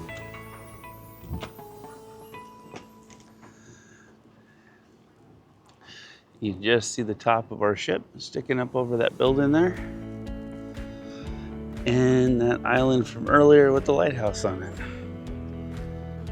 Ruby margarita. Rhubarb in a margarita. I don't know about that. You tell me. Is that a good thing or a bad thing? I think I'd try it, but it's not calling me. Definitely not calling me. So the place is called The Bicycle Thief. It's a restaurant and wine bar. And they've got this bike art installation thing out here. Then they have this really cool little tuk-tuk thing here. We're gonna get some Cow's ice cream. I mean, it says Canada's best ice cream, and we've heard this place was pretty good. It opens in 2 minutes. A few minutes later. What a cool little shop. It's got some ice cream. They actually have cheese here as well. And What'd you get? Maple walnut and vanilla. Okay, I'm gonna have some of that. And then what did you get? Some mooey gooey and some messy Bessie. How is it? It's pretty darn good. All right. Let's go find the girls. So we are now heading over to the Titanic Museum, which I think is not too far from here.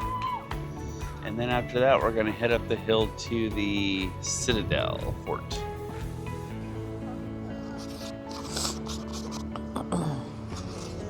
I'd like to give a quick shout out to our sister company here in Halifax, the Harbor Hopper Tour Company. Party on, guys.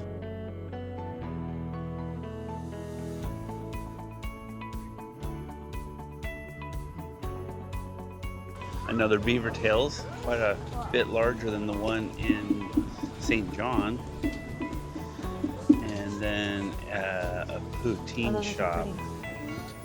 That's where I think I'm gonna head to, because Tony likes himself some poutine.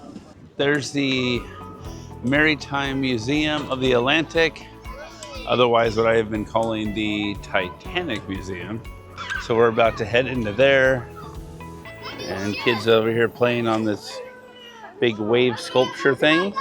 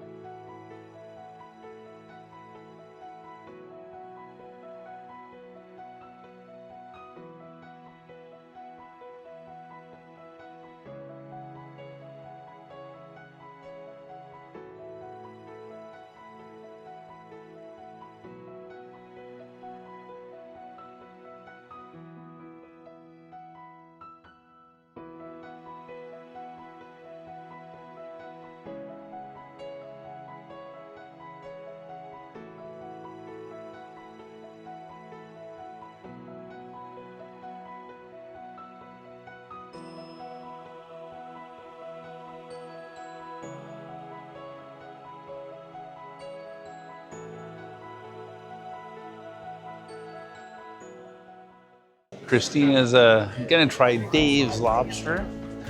She's gonna go ahead and get herself a lobster roll, I think.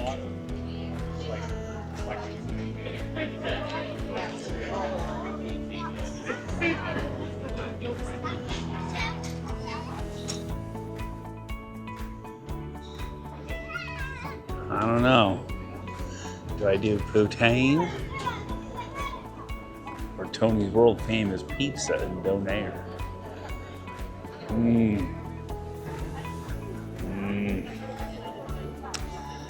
Well, you're in Canada, you gotta do the poutine. Yeah, gotta do the poutine. Just went to smoked poutine and got a giant stack of traditional poutine with cheese curds, gravy, and French fries. And Christina went to Dave's Lobster. Which one did you get? I got the half and half, which is half hot, half cold. Cold half, hot half. Very excited. I'm gonna take a bite of the hot first. I'm gonna try a couple bites myself. Okay. You guys want to try it? Get in on some poutine? Yeah. Yeah, you do. Well, Allison, thumbs up or thumbs down on the poutine? It's pretty good. Pretty fire. Yeah, I'm also enjoying it. And this salt yard overall is actually a really cool spot. The Dave's, little spendy, $34 market price for the half and half lobster roll, half warm, half cold lobster roll. And in my opinion, not really worth it. You didn't get a lot for your money. But I'm not a big lobster roll person anyway. But I mean, it was good for what it was. It was just expensive. But this whole place is kind of cool. We're gonna finish up here and then head up the hill to the Citadel. We're walking up this heck of a hill to get to the Citadel. Came upon this little park and church area off of Argyle and Prince. And overall, just a nice little town. Got a cool church steeple in the background there. And still some hill left ahead of us here. But you can see the grass area, that's the beginning of the Citadel Fort.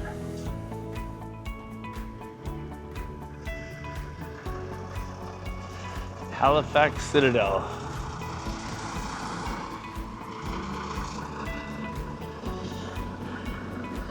And across the street here is the Royal Artillery. And you can see all the old cannons, guns, pretty cool.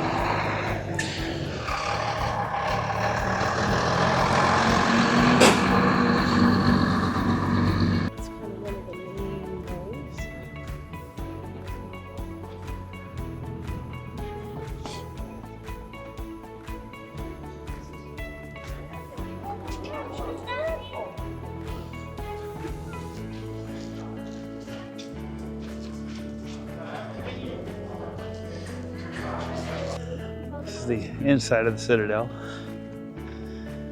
See all the old cannons.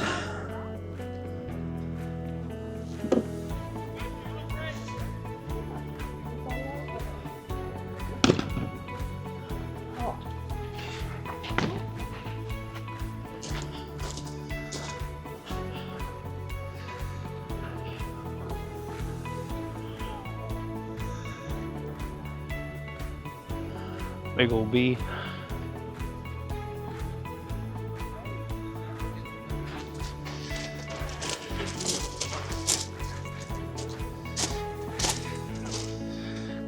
It is a heck of a hill getting up here though. I will say I lost Christina and April on the way. They stopped somewhere down there waiting for me. But I really wanted to get up here and see this. You can see that island with the lighthouse on it across from our cruise ship. Those buildings are blocking our ship. I know, you can just see the top of our ship right there. Really great views. And you can see the duck or the harbor hopper coming up the hill on their tour right now.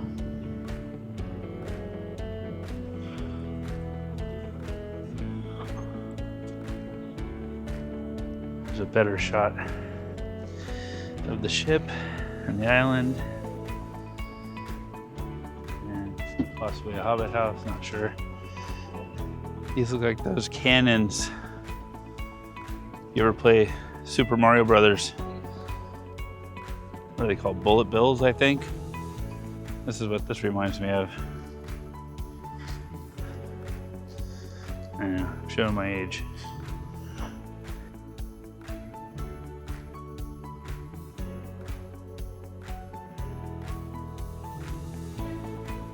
Expense cartridge stores. Alright. Fancy, fancy.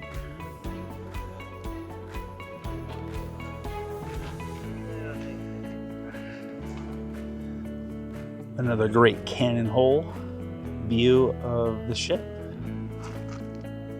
There's some type of big pit right here I'm going to go down into. Let's go check it out.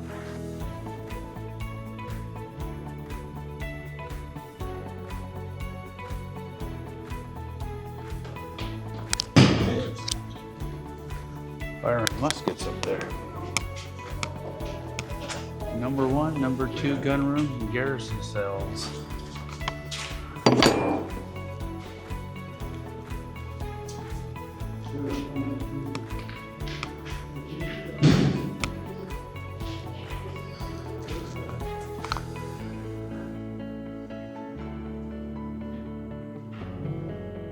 This is pretty cool.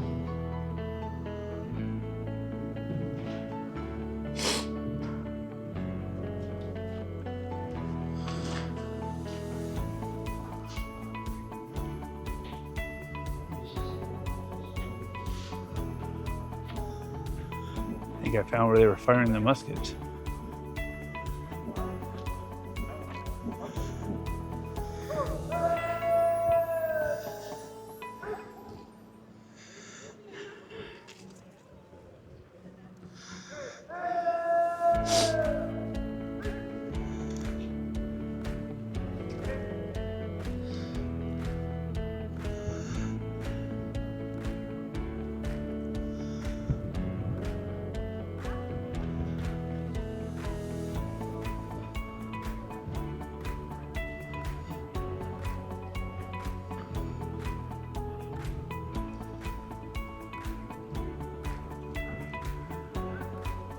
I swear they were doing stuff before I started recording.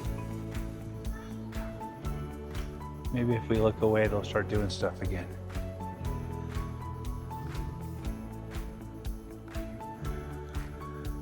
All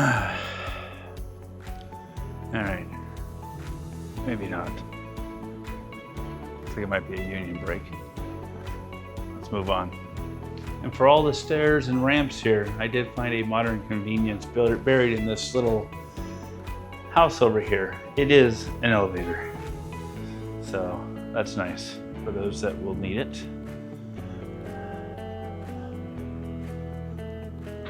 Sneak over the edge.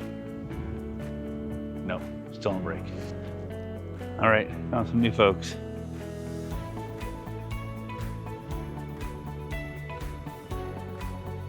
Though they may also be on break.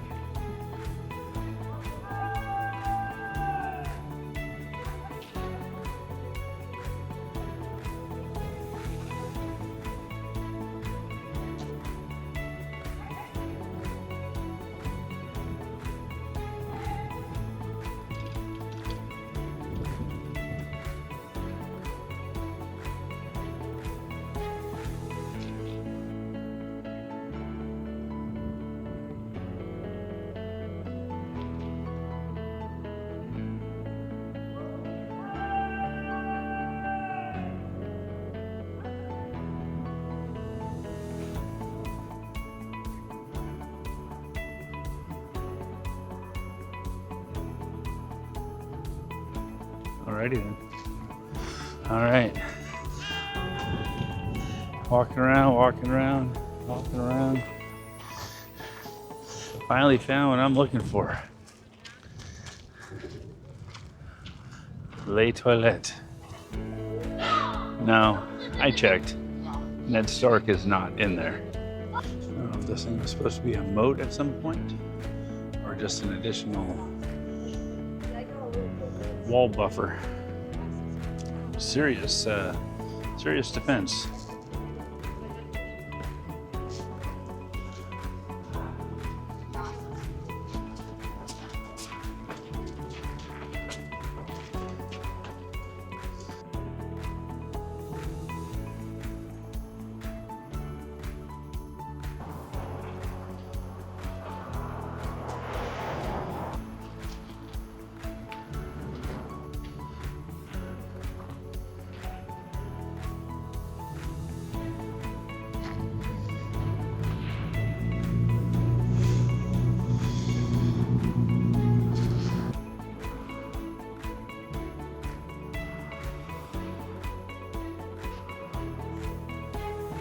There's the harbor hopper out in the water.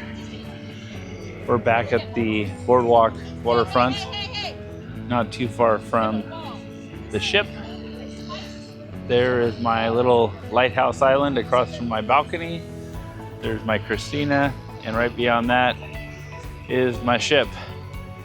And I'm looking forward to many, many beverages on that ship. So we are heading there right now, where my dogs can take a break. I don't know if you can see that. I'll try to zoom in. But we're sitting here in O'Malley's on the Majestic Princess. Just got back in from Halifax. And Christina's like, what the hell is that thing? And this cool little tiki bar pontoon boat thing just comes cruising around the island. And I realized how much I need one of those in my life. That is so cool. Anyway, I wanted to share that with y'all. And of course, the seagulls out there playing, the cool lighthouse, the island. We are about to leave. It is 3:15. We are about to leave Halifax in about 15 minutes, assuming no pier runners. And we are heading to Sydney, still Nova Scotia, I think. And that'll be our last port of this cruise. Wah wah. And then we have one more sea day on our way back to Boston. And then our flight home back to Los Angeles. All right, we are just leaving Halifax, heading to Sydney. There goes our little island with a little lighthouse.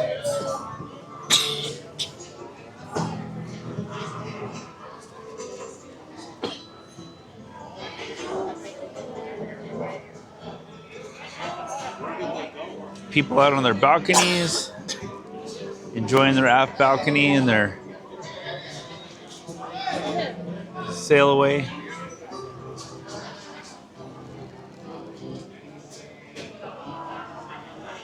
Downtown Halifax.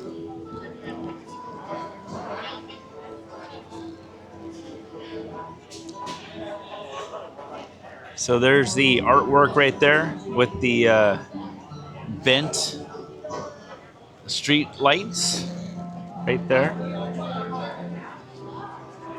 Vandal Donuts in that back corner. Oh, right there. That back corner right there. It's not in that back corner right there? Yeah, that's the donuts. And then the Moo is that blue sign right there. Yeah. Moo Ice Cream is that blue sign over there. And I looked at this yacht. I couldn't tell who she was. Which, the yacht? Yeah, I couldn't tell who the owner was. But it's only 3 years old. It's a beautiful yacht, though. I'm a little jelly, I won't lie.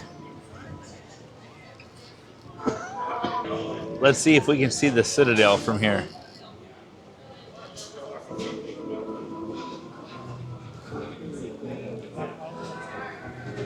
What is that? That's like some type of converted duck or something chasing us. Right? Yeah, it's a duck boat. Some type of duck boat. Yeah.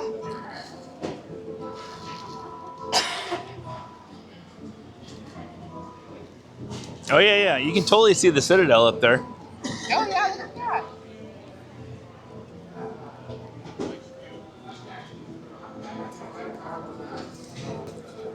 And that right there is the Maritime Atlantic Museum. Oh yeah. What I kept calling the Titanic Museum.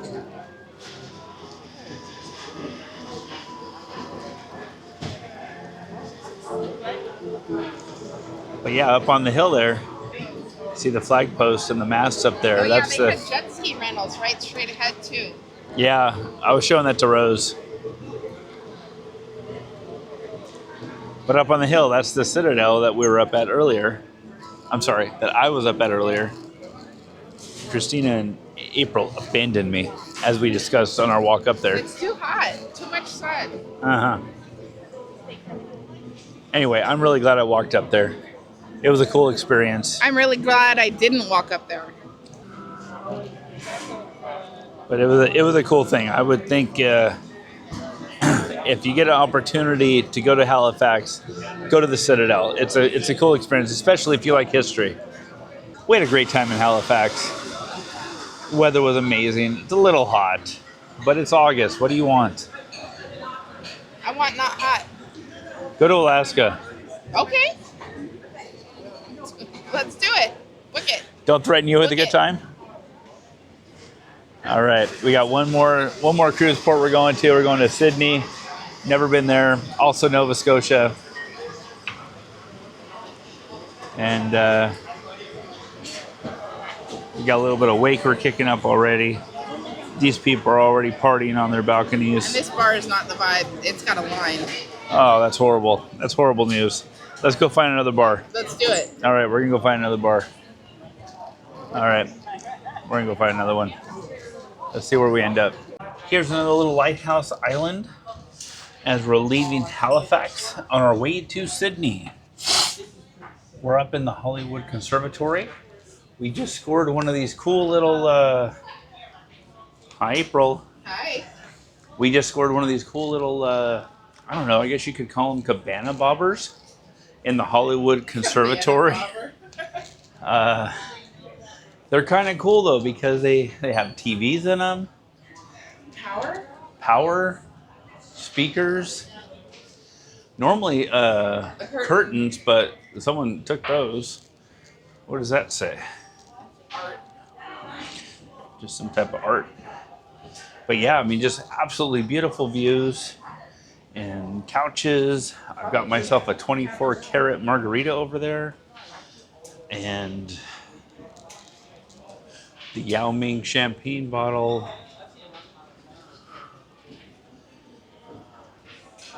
I mean, a really cool space up here. So yeah. It's literally cool. Yeah, and it's literally cool. It's actually very comfortable up here. So as we head out to sea, we're gonna look for whales and other wildlife. We haven't seen anything at all, but we're gonna keep looking as we head up to Sydney and see if we can see anything as we head out to the open seas. It is comedy show time in the Vista Lounge. We're going to watch Sam Fedeli? Is that how you say it? I don't know. Yeah, we'll go with Fedeli. Yeah, Fedeli. He comes out in about 25 minutes. So we'll just order some drinks.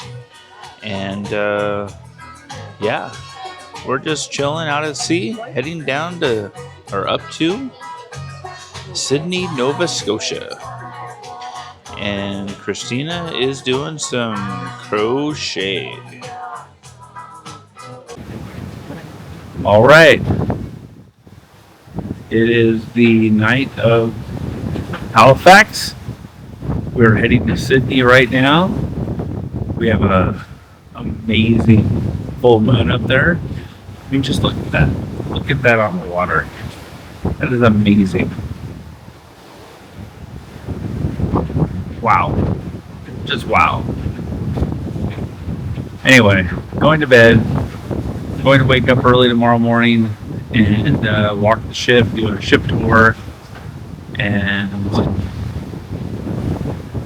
head into Sydney, and then get back on the ship. We're not doing a whole lot in Sydney. We're just going to walk around a little bit in the port, and then we're going to go into gotta get back on the ship, and then have a sea day on Friday, and then debarkation on Saturday, boo-hoo, and fly home.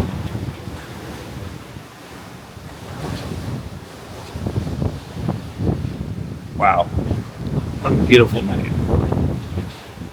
Anyway, good night all. It is absolutely beautiful out here. I wish I could sleep out on the balcony, but I like the comfort of the princess bed too much. So I am gonna sleep there. Right on. Good night. See you in the morning.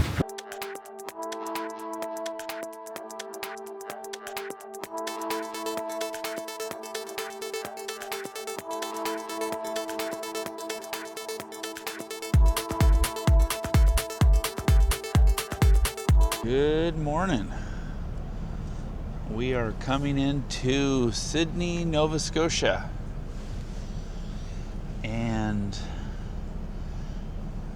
pretty country, that's for sure.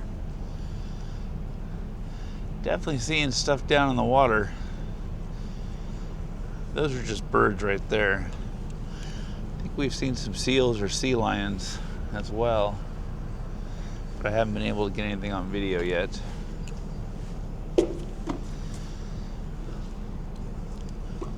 We're still coming into port.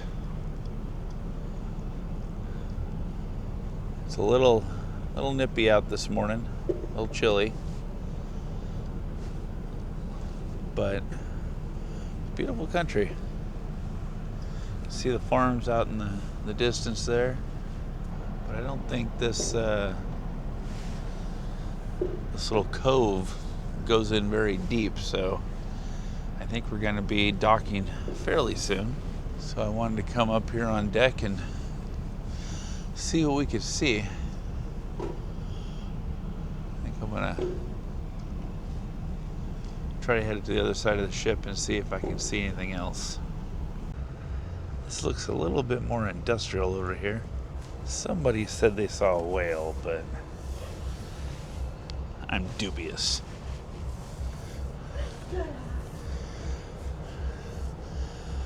I think people wanted to see a whale and it was a sea lion.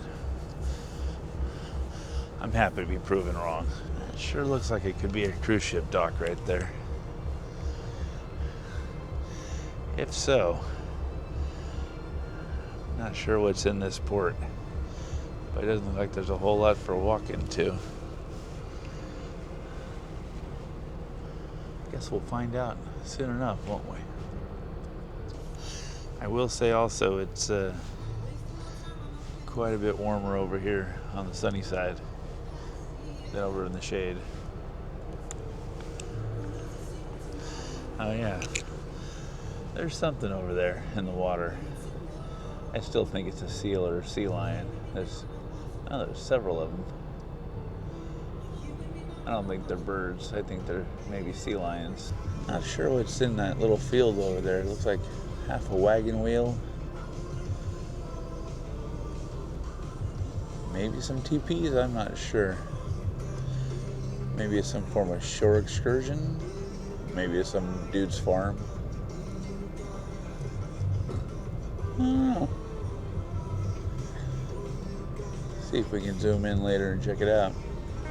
All right, we are almost backed in to this dock in Sydney, and looking around, I don't think there's a whole lot to walk to. We don't have any concrete plans or shore excursions planned in this port.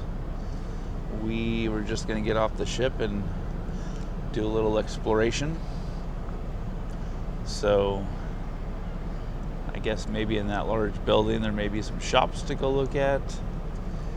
Maybe we'll walk up, looks like there's a little church up there, and maybe just go explore this little town. I don't know if that's a park up there with some type of tower. But this looks like it's going to be a short day in port for us, and probably enjoy the ship with most of the people off the ship, hopefully, and have the ship to ourselves. I don't think we leave until about 5:30 tonight, so it's only 8 a.m. right now, so everybody I think is still sleeping. So I'm gonna go down to our room, see if anybody's up, want to go to get some breakfast in the main dining room, and then go down. Yeah, look at that right there. Big shop here, right on top of that building. They want to make sure you don't miss that location. I assume it's like a Disney gift shop. They're going to route you through that no matter what. Make sure that you shop there before you can leave the cruise port. But again, I don't know if there's a whole lot to explore here if you don't have a shore tour. I may be wrong. I may be pleasantly surprised when I get off the ship. We shall see. All right, until then. This is the first time I've ever seen interactive stairwell art.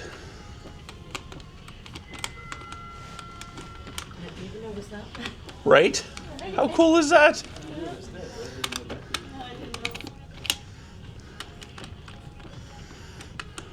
Yes, little things amuse me. It's a lesson too late for the learning. Need a song, need a song. In the making of an dinosaur's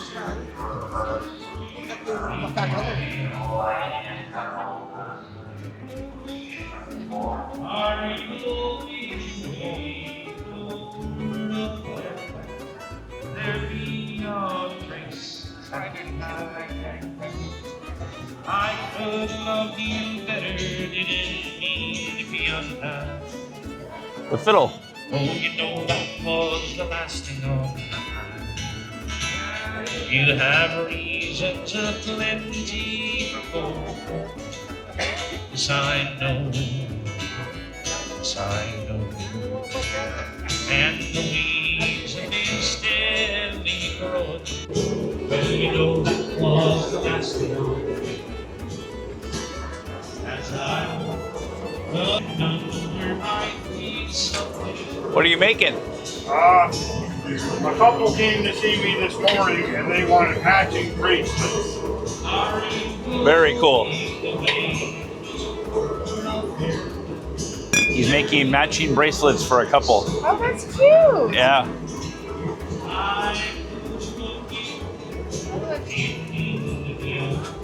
Yeah.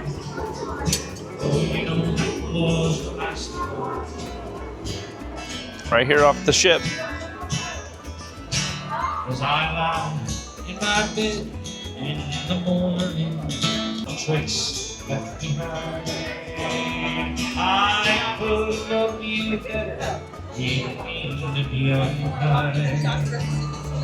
Oh, you know that was the last thing. Are you going away? No word of farewell. There be no trace.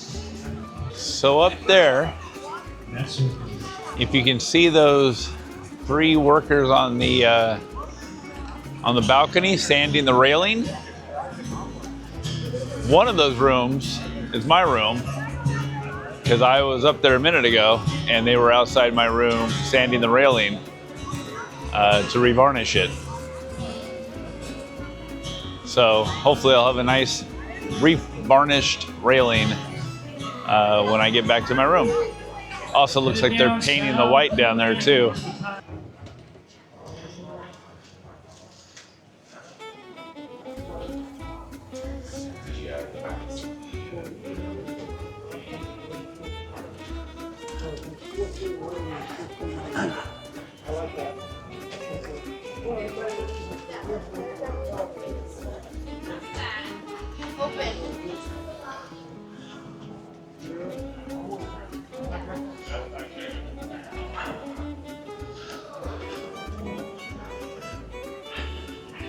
Oh boy, oh boy. I gotta make sure Christina and April do not see this.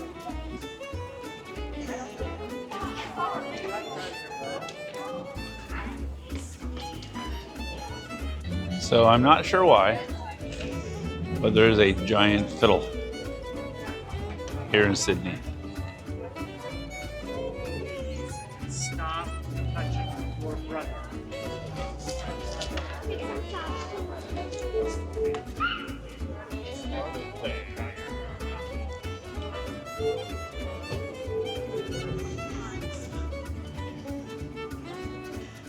And a giant chair.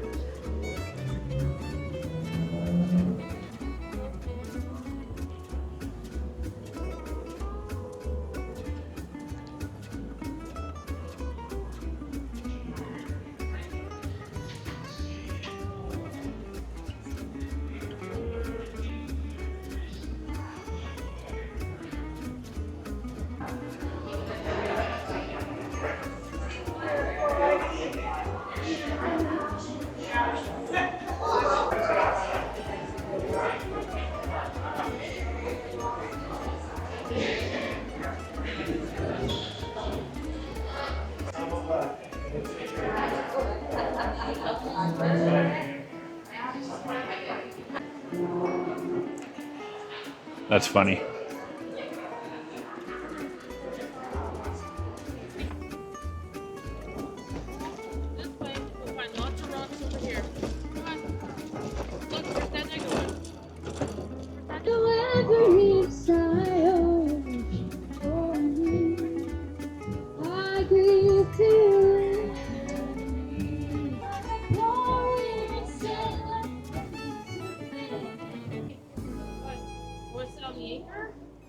Yeah, go sit on the anchor.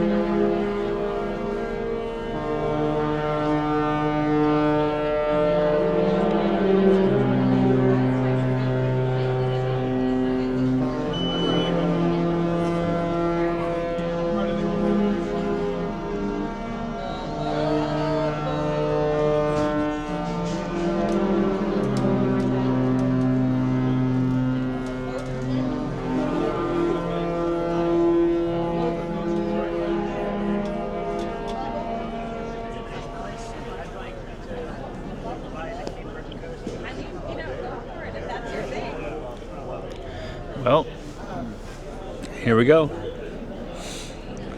We are leaving Sydney, Nova Scotia. Really feels like we just got here. I don't know how this whole day went by so quickly.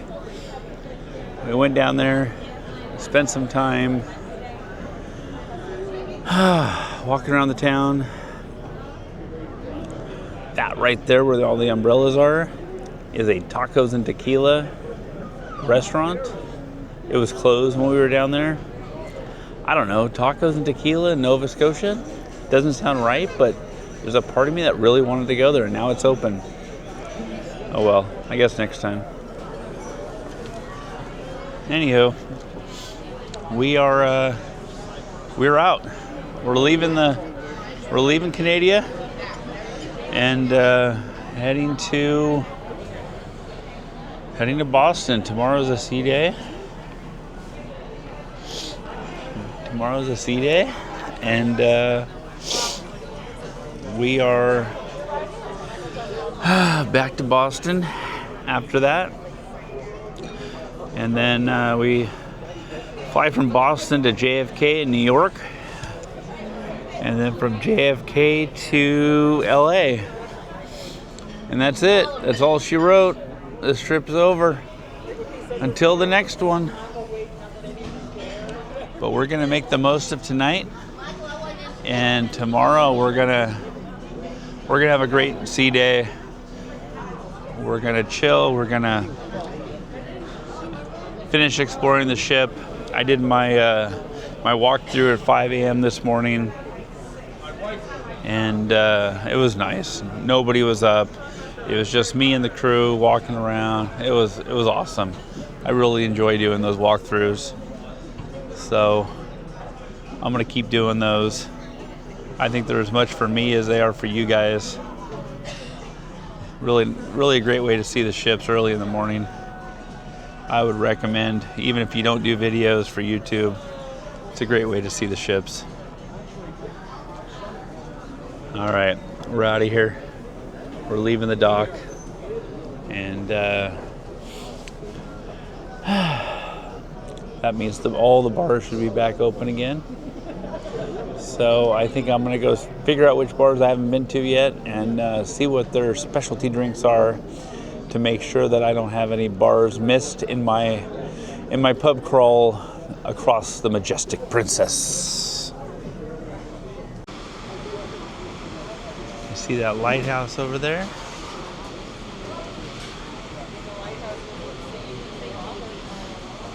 I think that's kind of a big deal here in Cape Breton, Sydney. So our wake.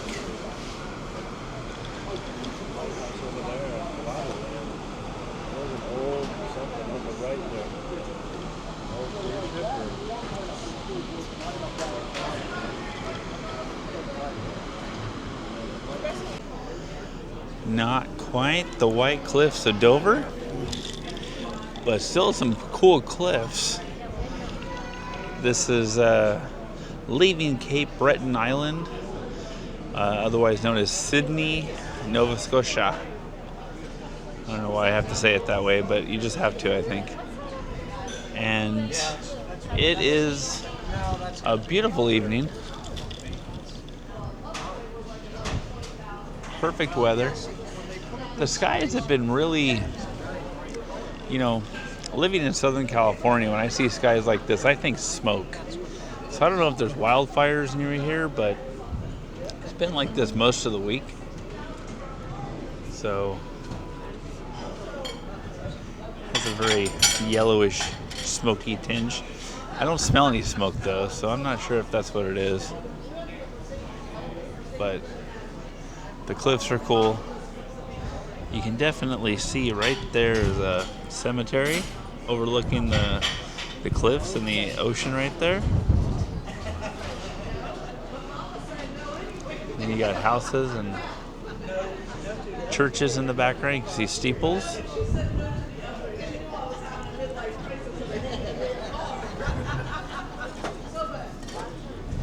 So I guess this whole thing, I'm not sure if this whole thing is Cape Breton I guess it is, looking at it. I guess it is. Cape Breton Island, which is where Sydney is. It's kind of a cool little sleepy port. I mean, not a super exciting place to visit, but I guess it depends on what you do there. But the actual port where we got off, there wasn't a whole lot to do. But it was a cool little place to visit. All right.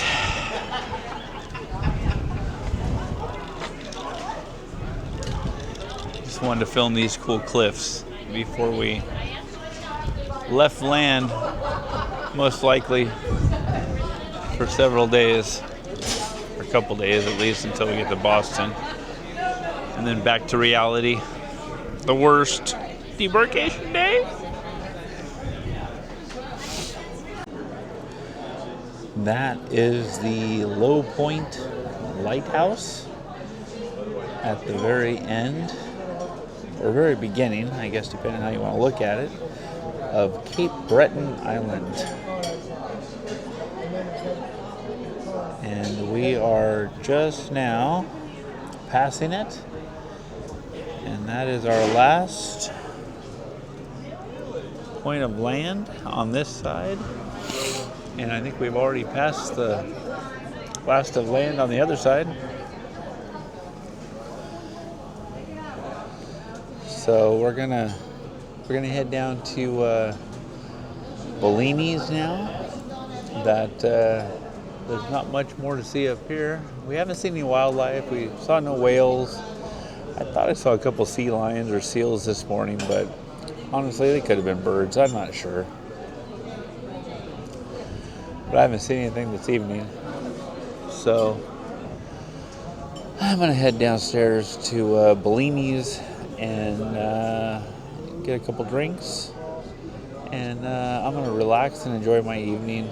We may hit a show, we may not. I got up super early for the ship tour this morning, so this may be an early night for me, and just enjoy my my sea day tomorrow, sleep in a little bit. We shall see. All right. Low Point Lighthouse, out.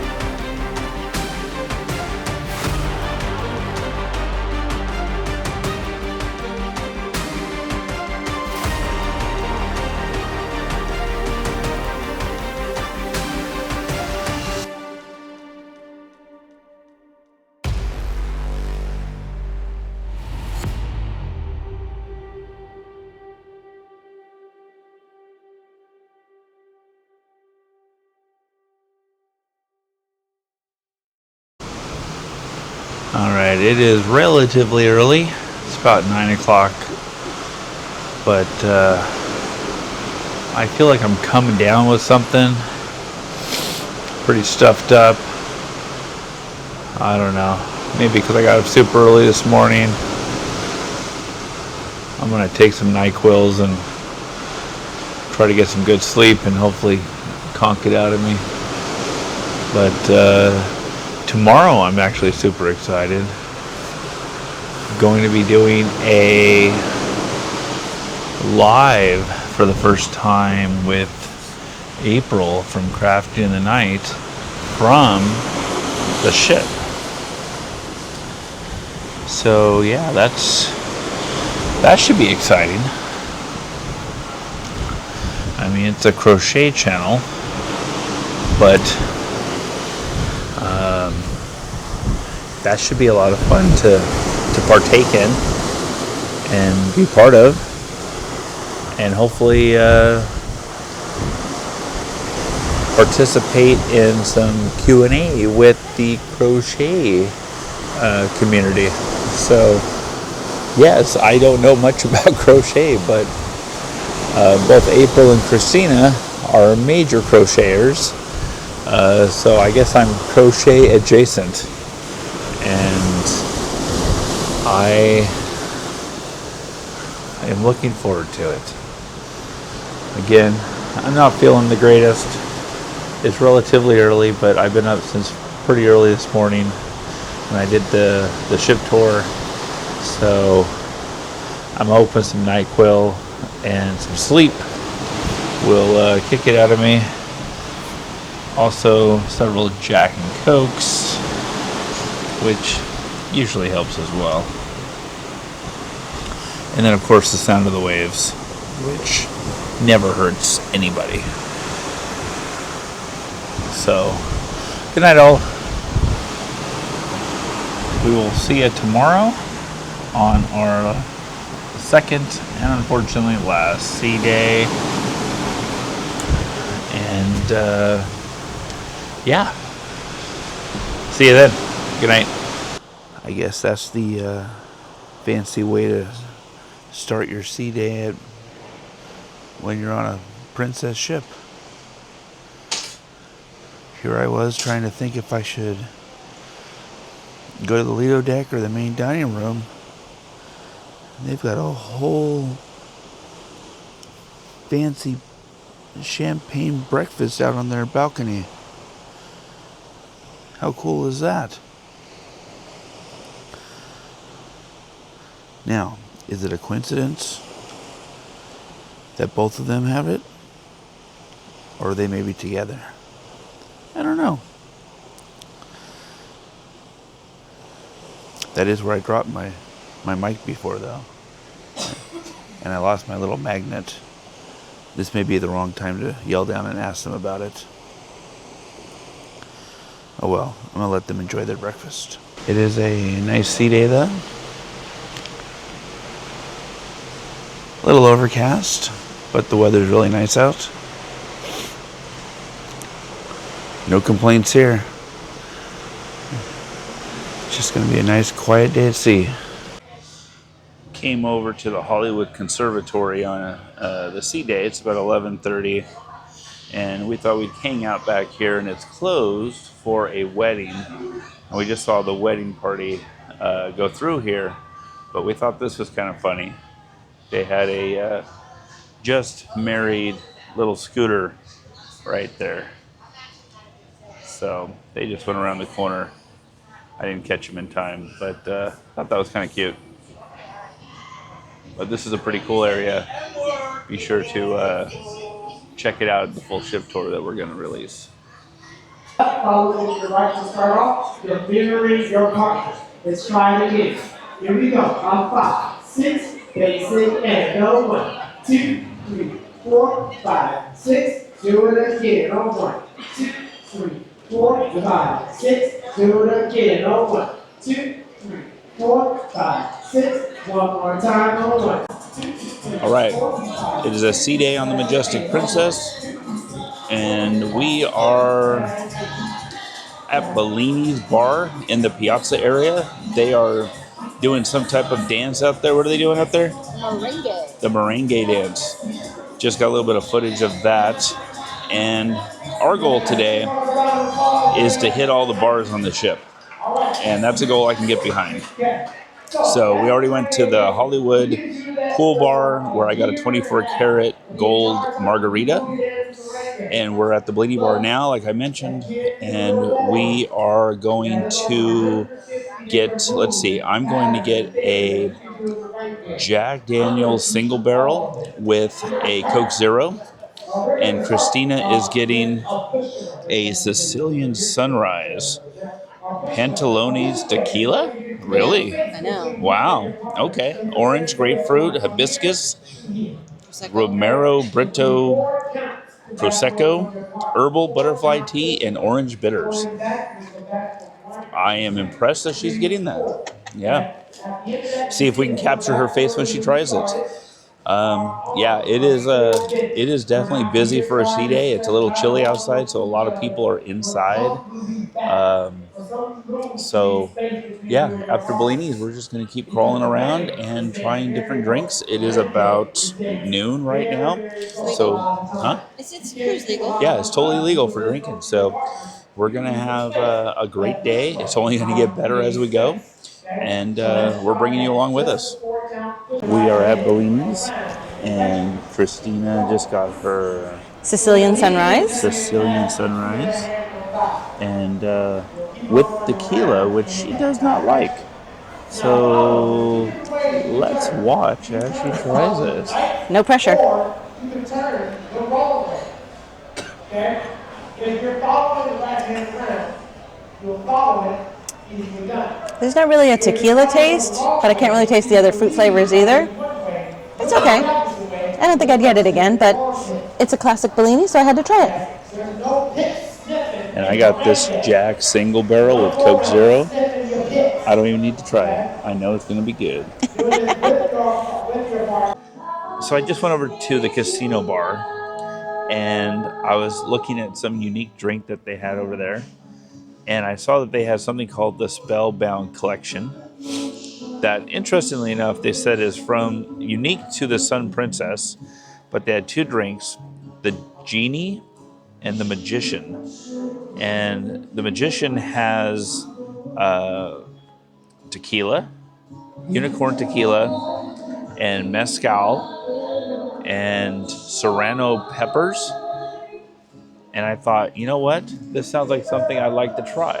So honestly, it looks a little bit different than the picture, which has like purples and layered colors, but it still looks pretty cool. I haven't tried it yet, but I'm gonna try it right now. And Christina may go try the Gemini. I'm not sure.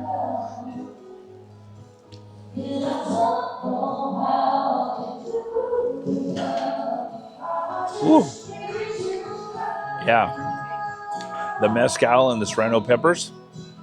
That's actually a really good mix. That's really good. Woo! I like it. It's not the cheapest drink. We have the Premier package, which includes drinks up to $20. This was a $22 drink, so you just paid the extra $2 on this. But yeah, this was good. I think I'm gonna be getting another one of these. Christina? Are you going to try a Genie? I may go try it. Yeah. Okay. So that was over at the casino bar in the non-smoking section. And by the way, Christina, I saw Huff and Puff. So I'll be back. All right. I'm going to knock back this mezcal, and I got to find some lunch because I'm hungry. I may head over to Alfredo's and see if I can just order a pizza because I'm hungry. All right. You guys remember the wedding party in the Hollywood Conservatory earlier? This is the lovely couple right here. You can see they're having pictures taken as they dance in the piazza. All right, guys, so we're doing the digital scavenger hunt. There's their scooter that we recorded earlier. And yeah, in 1 minute's time, that's pretty cool. And you will have good for them. 30 minutes to get every single thing on that piece of paper, alright? All right, we're just waiting for our table at Alfredo's Pizza. And I am ready to dig in. I'm hungry. Alfredo's Pizza. Up in the Hollywood Conservatory. One of the rare times it's actually been open this trip. And they're actually kicking us out here in another hour for another group event. So this seems to be the location, but that's the bow of the ship. And a little bit of a glare, but it's a really cool spot here.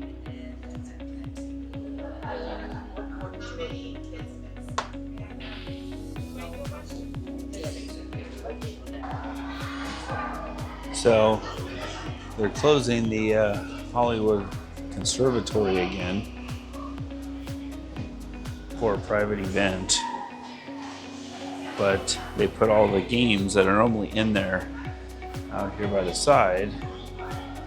So they have chess, a lot of Monopoly options, categories, puzzles. Not sure what this playing cards box is for. It almost looks like you can return playing cards when you're done.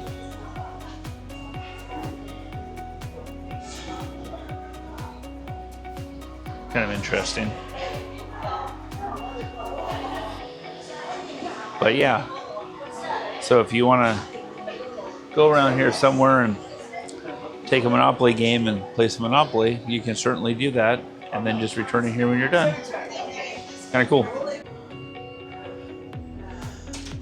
I like those. Those are cool. Mick Jagger, Beatles, David Bowie.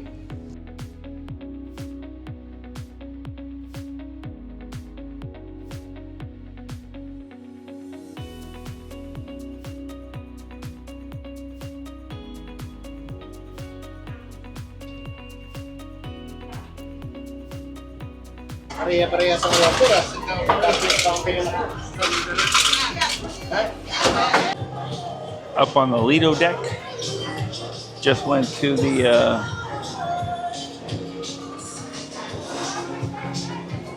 what is this place called here? The Fountain Pool Bar. And I'm trying something new here with a Captain's Bounty. It has a Captain Morgan rum and Coca-Cola and a few other items in it. It's actually not too bad. First time I'm trying this one. So figured I would try something a little bit different at this bar. It is definitely hopping. It's about 3:30. People are having a good time up here. This is the Salty Dog Cafe, where you can get your burgers, hot dogs, fries, including cheese fries and chili fries. And you got a couple jacuzzis. They have movies at sea up there. They're only playing music right now. You got a pool here.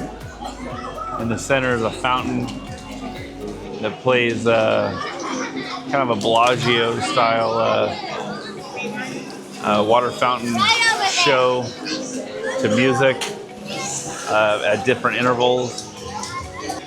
So yeah, we're just kind of enjoying the ship, walking around, and trying different drinks at different bars, and enjoying our sea day. So this is the skywalk on the Majestic Princess.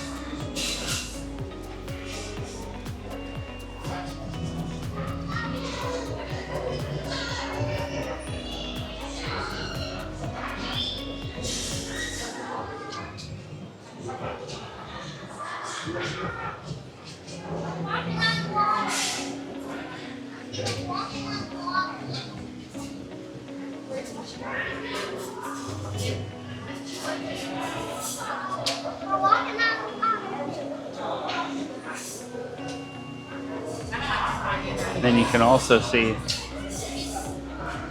back over there all the balconies and lifeboats. And if you walk up there, it's another layer to the skywalk, but it's not, there's no glass ceiling here down to this floor. It's just another walkway up there. But still a pretty cool addition and something they didn't have on the Princess Discovery, or Discovery Princess, I should say. Here we are up on deck 18. This is the aft of the ship. We are going super slow as we head our way to Halifax, Canada. As you can tell, not much of a wake there. Just a few sunbathers here in the back.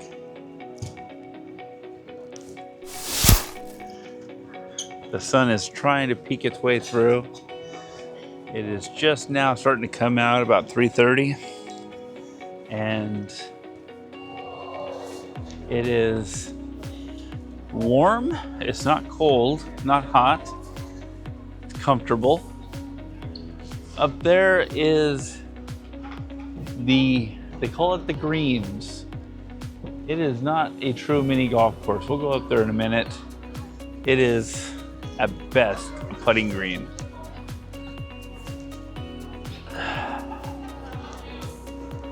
And over here you've got basketball and pickleball. This appears to be maybe dodgeball at the moment. Yeah, definitely dodgeball.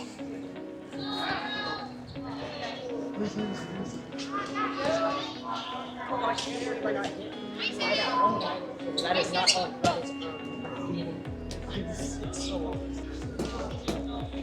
Shuffleboard over there.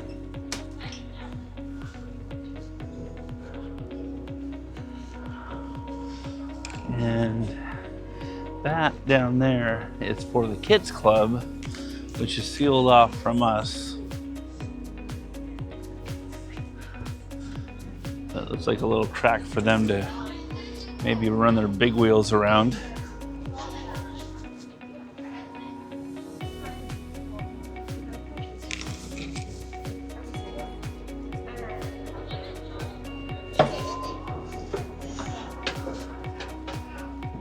Here's the greens mini golf. Now pay attention to that very carefully, mini golf. Let's take a gander up here. At least my definition of mini golf. This ain't it.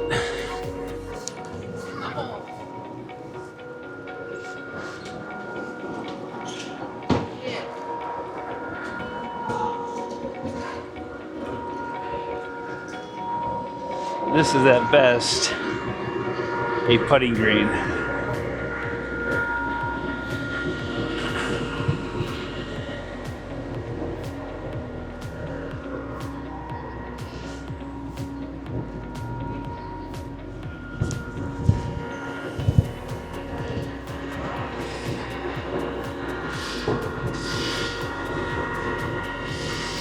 But at least it's something, right? The candy store on Majestic Princess. It isn't just candy though. They do have candy, but they also have things like sundries that you can find for like Tums and Band-Aids and shampoo and shaving gel and aspirin, all that good stuff.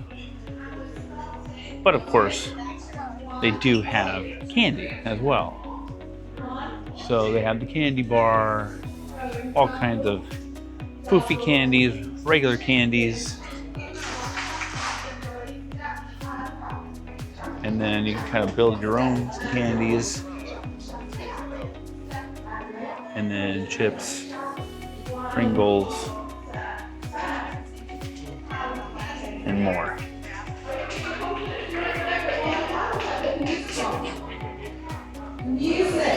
Honestly, not as Not as exciting overall as like cherry on top on Carnival, but a nice little find.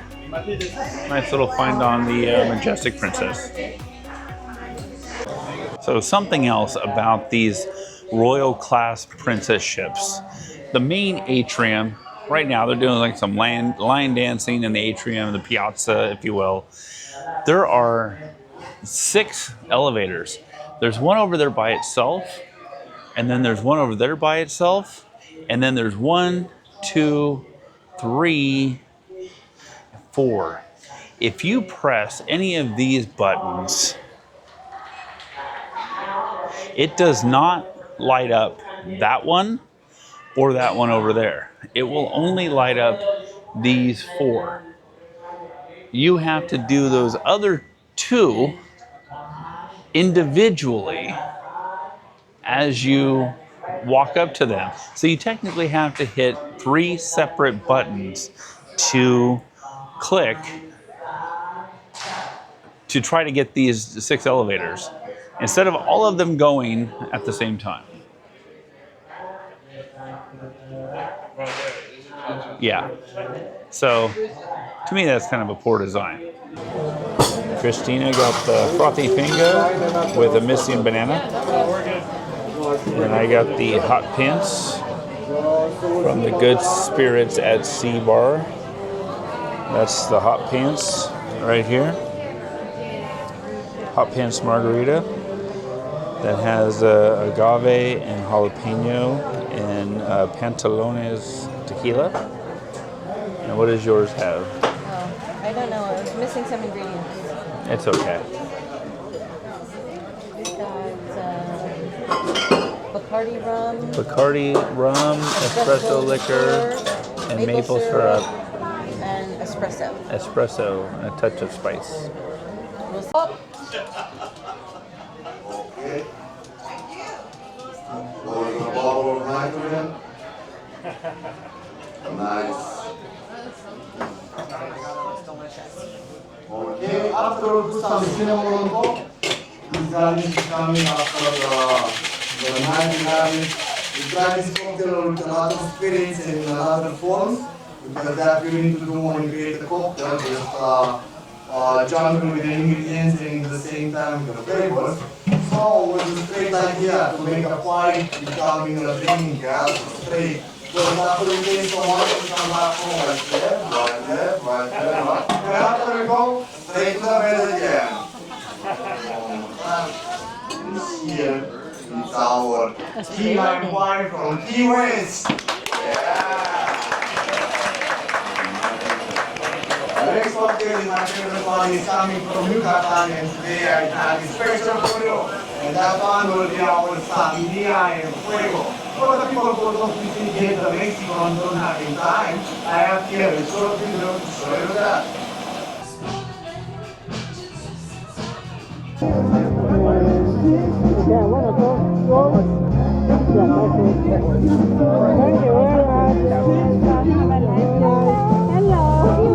Now that looks good.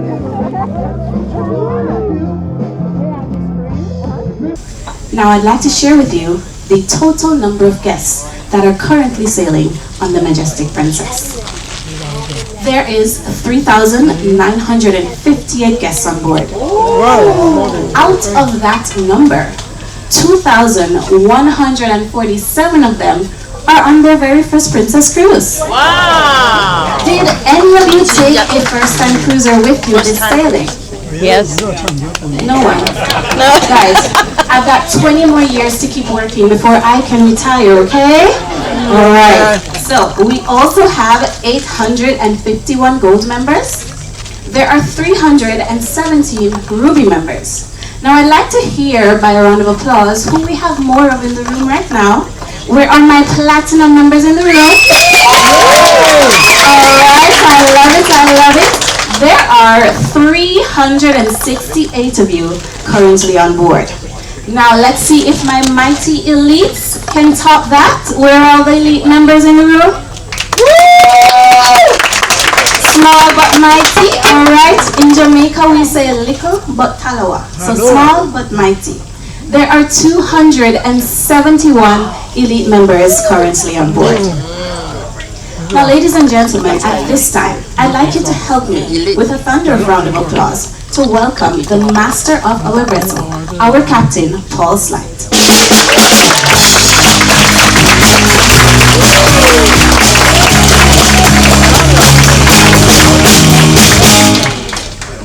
Thank you very much.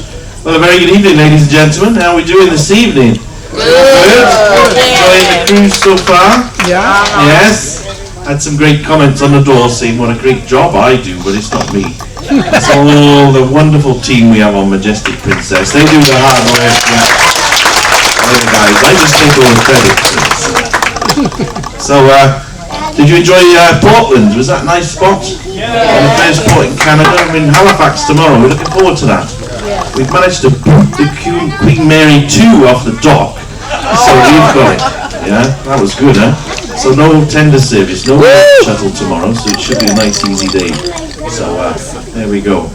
And then of course heading back to Boston in a few days' time. But we need to keep the weather like this, huh? What do you think? Yeah. What great weather we're experiencing for this part of the world. It's not so cold, is it? A little bit cooler, but maybe it'll warm up a bit. Anyway, ladies and gentlemen, I'm glad you're enjoying that. Now, you've heard the new ships coming to Princess. We built the last of the Royal class many years ago, of course, and we've moved on. So we're on, the Sun Princess is out already. You've heard about the Sun? Anybody been on the Sun? Oh, seems a bit popular, huh? Popular. And then there's another one coming in October. Do we know that one? Ah, you've got it, yes, yeah. Everybody knows the names, but you don't know how many we've had, do you? How many Sun Princesses have we had? 4? Close. 3, you got it, 3. Yeah, so this is the 3rd Sun Princess. What about Star? No guesses on that one. 2, you're close again. You're close all the time, but those 3 again. Yeah, it's 3. So it's the 3rd Star Princess as well, and we know why they name them the same, don't you? No? Cheaper. We reuse all the bits, the life toys, the bell, it makes it a lot cheaper. So there we go. Ladies and gentlemen, it's been lovely talking to you, and I look forward to seeing you around. Enjoy the remainder of the cruise. Thank you. Thank you so much, Captain. Mrs. McCardle, she sailed on Princess 117 cruises with a total of 742 days with Princess Cruises.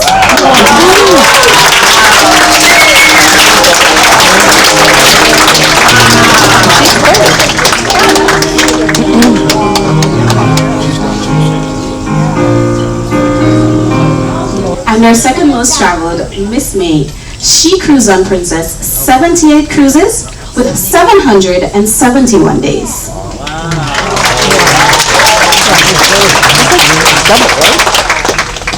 And then Mr. and Mrs. Frank, they have cruised 104 times on Princess Cruises with a total number of days of 936 with Princess Cruises.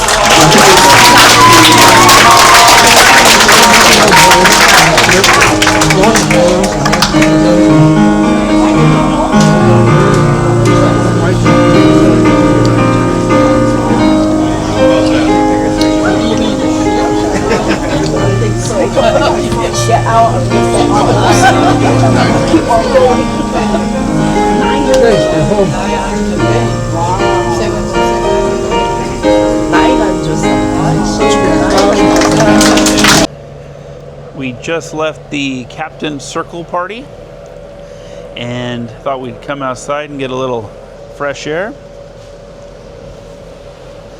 And thought we'd hit the wake view here. And it looks like some other people had the same idea that we had. It's a little hazy out, but the weather's really nice. Bit of a breeze.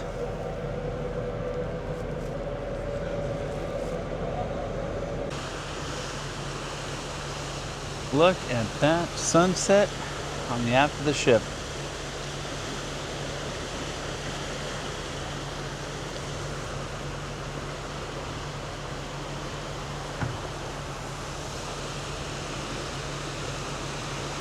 Absolutely beautiful.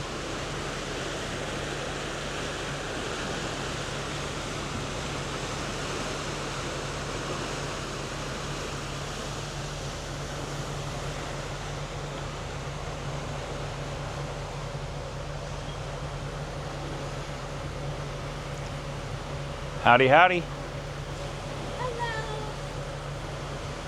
Princess Live Cafe Bar. Long Island iced tea. And what'd you order? A sunny day. Sunny days, sunny days. All right. See how my Long Island is. Not bad, not bad at all.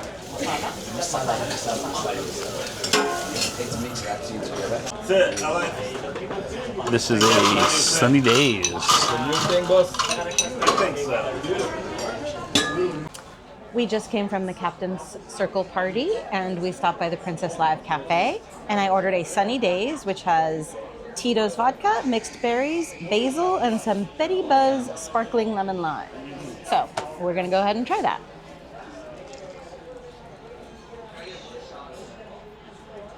That is very, very sweet. It's very sweet.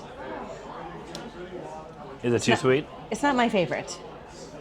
My favorite is still the Vanilla Sky from Good Spirits. That was good. It was pretty good. Yeah. All right, let me take another sip of this Long Island here.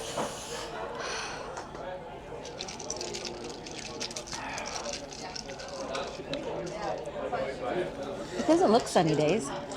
It's not bad. Are you filming yourself? I am filming myself.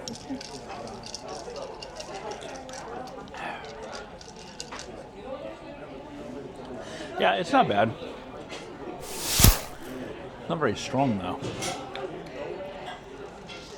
Yeah, let me try yours. Yeah, I want to see that face. Oh God.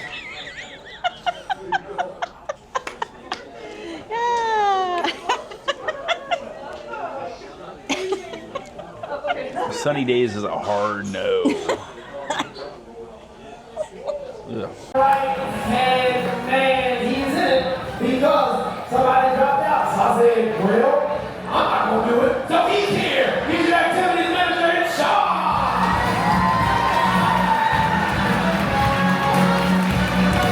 And last but certainly not least, and you absolutely love him in the trivia. He's the man, the myth, the legend, Mark Activity. This is my man.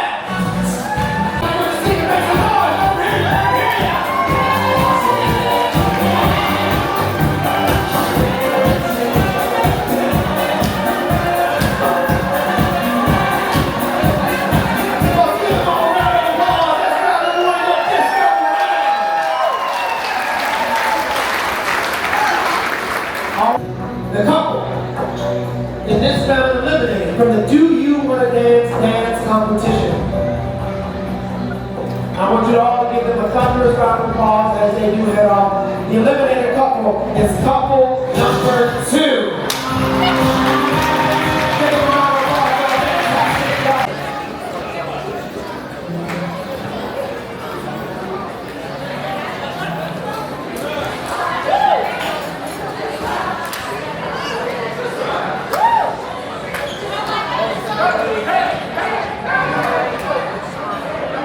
So these are in between the floors on the Majestic Princess. And I think they're cool. And again, maybe this is just showing my age, but I actually learned how to type on these old typewriters. And I remember taking a typing class in junior high, literally with these old typewriters where you'd have to put in the red and the black ink and the little corrective pad to erase a character that you put in wrong, and you have to slam the finger of the digit that you want to, the letter that you want to put on the paper. Very different than typing on a computer or word processor, obviously. So anyway, I thought these were really cool, so I wanted to share these. because they brought back some memories.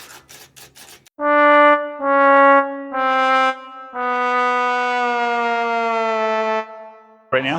Yeah. All right. Is it on?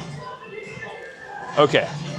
So I left my phone in the room, but I'm expecting a message. What do you do? Well, if you're on a princess ship, you can go to any one of these screens around the ship and see where it says tap medallion to log in. You literally tap your medallion where you see the Sea Witch logo. Boom. It's logging in. Boom, boom, right? Now, any messages that you have will come up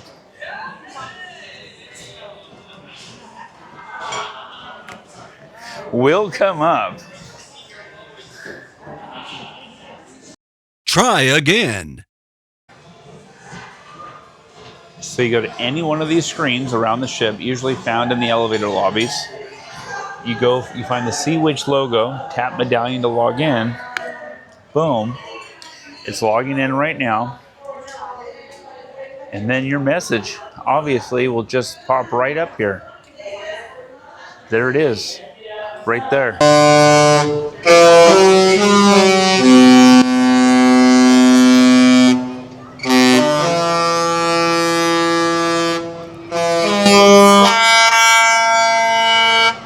It's cruise day! Hey, Christina here. We are about to take a 7-day New England, Canada cruise aboard the newly refurbished Majestic Princess. This sailing leaves out of Boston and travels up the East Coast all the way to Sydney, Nova Scotia. They've done an amazing job with the upgrades, so continue watching as we take a tour of the public spaces, starting on Deck 5, all the way to the greens of Deck 19 and everything in between. Looking for a cabin tour? We have a separate one of those. Go check it out. Have you sailed on the Majestic Princess before she was updated? Let us know in the comments what changes you noticed. Now, on to the tour. We start our tour here on Deck 5. These screens are located throughout. Here you can see the Lotus Spa. We actually didn't get a chance to go in and get any treatments, which is unfortunate, but it is right there on Deck 5, located right next to the guest services desk and the shore excursion desk where you can get your word games in the morning if you'd like.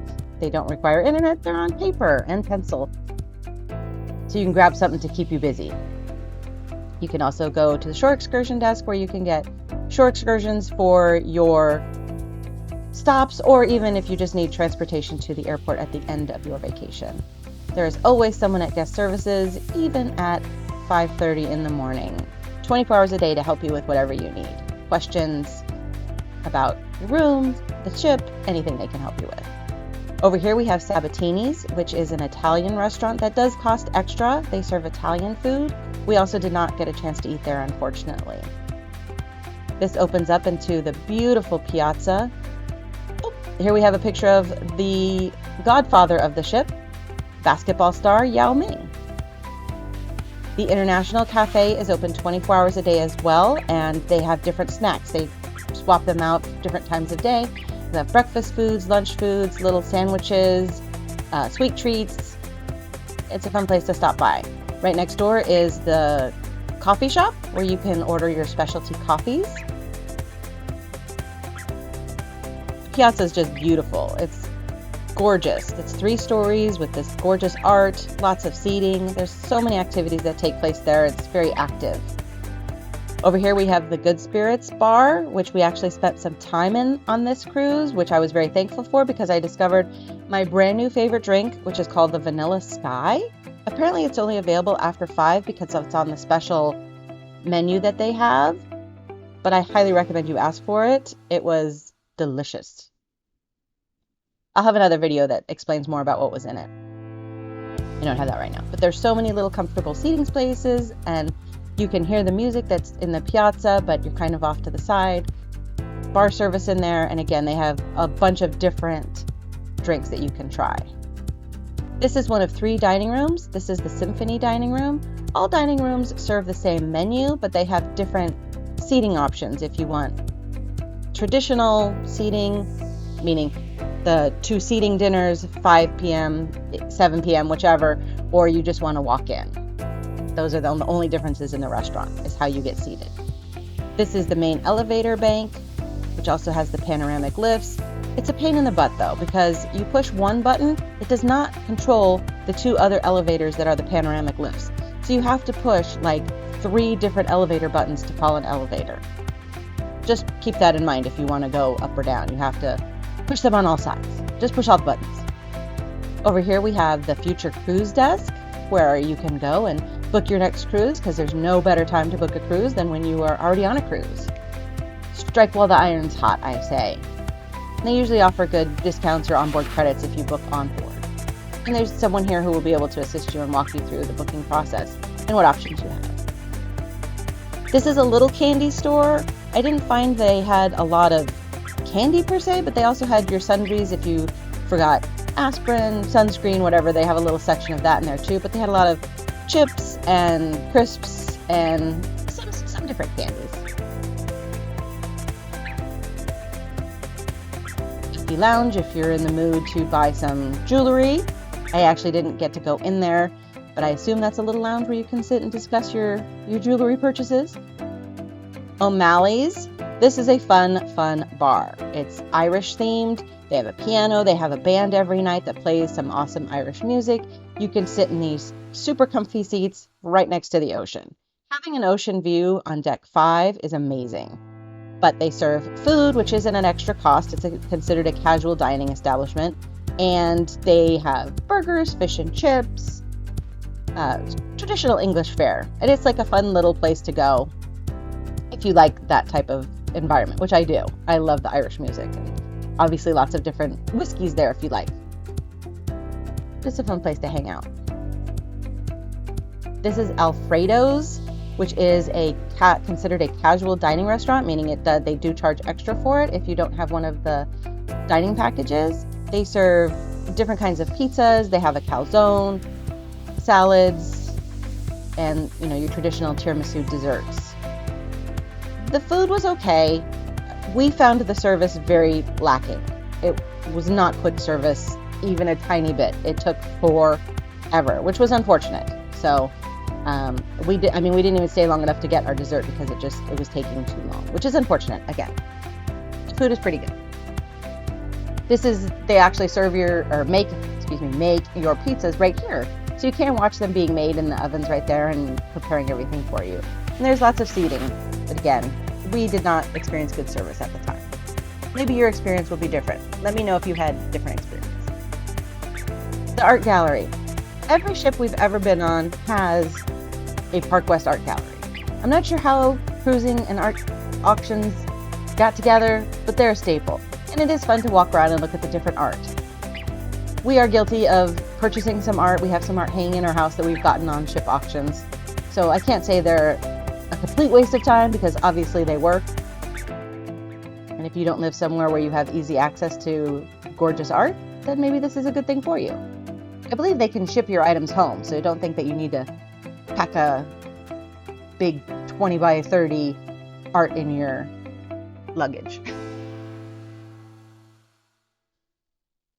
We are now up on deck 6, and this is the lounge seating area for Bellini's Bar, which was one of our favorite places to hang out. So many comfy chairs. Again, there's window seats. They have a piano in here where someone will play piano music. It's not a piano bar. It's not the sing-along with the music type of place, but they just play nice classical piano music. And it's got great views of the piazza below and art. Again, the 3-story piazza where you can just look up and down and see all kinds of activity on every level. This is very early in the morning, so there's not a lot of people out. But so much nice seating, little quiet areas, window areas, and it's just gorgeous. Like, it's very beautifully decorated.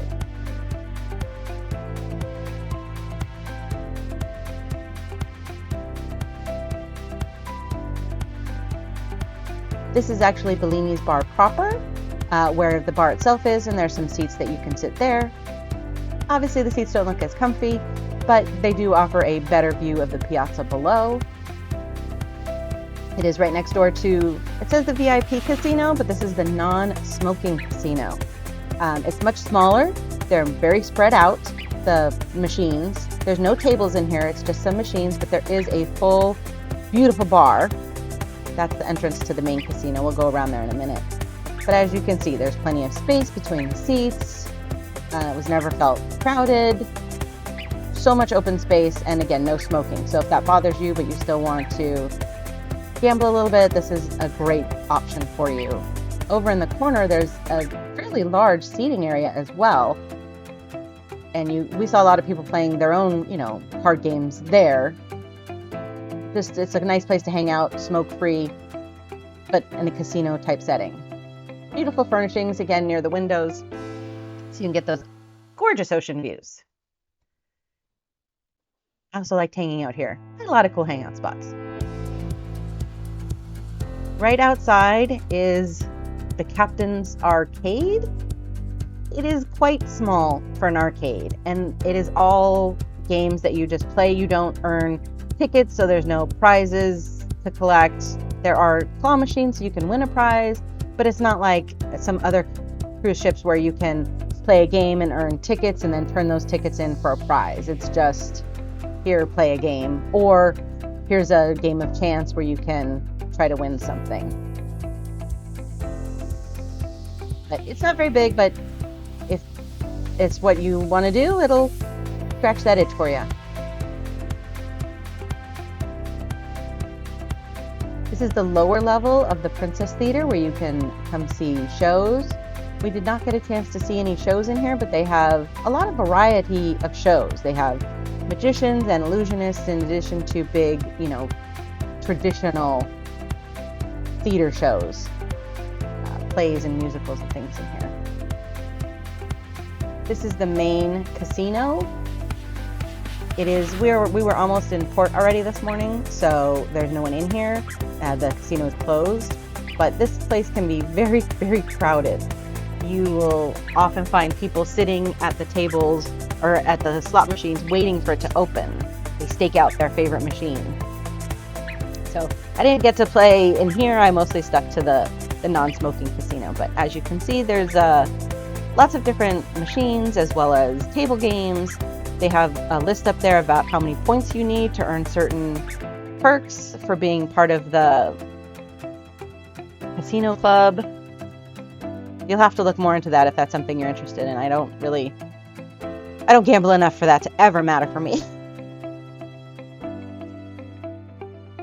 There's a wide variety of machines, and most of the ones I found, they're penny slots, and you can use your medallion to pay for it, and it puts the money, any winnings right back on your medallion, and then you just take it to the cashier and check out. You don't need a voucher or anything like that. It was pretty simple and self-explanatory to add money to it. Internet cafe, if you have any difficulty with the app or any other internet related issues. This is the Ocean Terrace Sushi. This is a casual dining location where you can get fresh sushi. We did not get a chance to eat here, but everyone said they have really good sushi. Stunning views of the piazza from the top deck 7 down all the way down to deck 5. So this is where you get the most views, obviously, of everything happening down in the piazza. They have a lot of activities and games and fun things that they'll play down there. Here's our senior officers on the ship. Sometimes you'll see them walking around the ship. This is the Princess Live Bar and Cafe. Now in the morning you can come here and get coffee. You don't have to go up to the Lido deck, so it's a little secret. You can come here. There's usually less people here to get your specialty coffees. And then you can go over to Princess Live where they do most of the trivia. They'll have special lectures, the special people come in, and I believe karaoke was in here.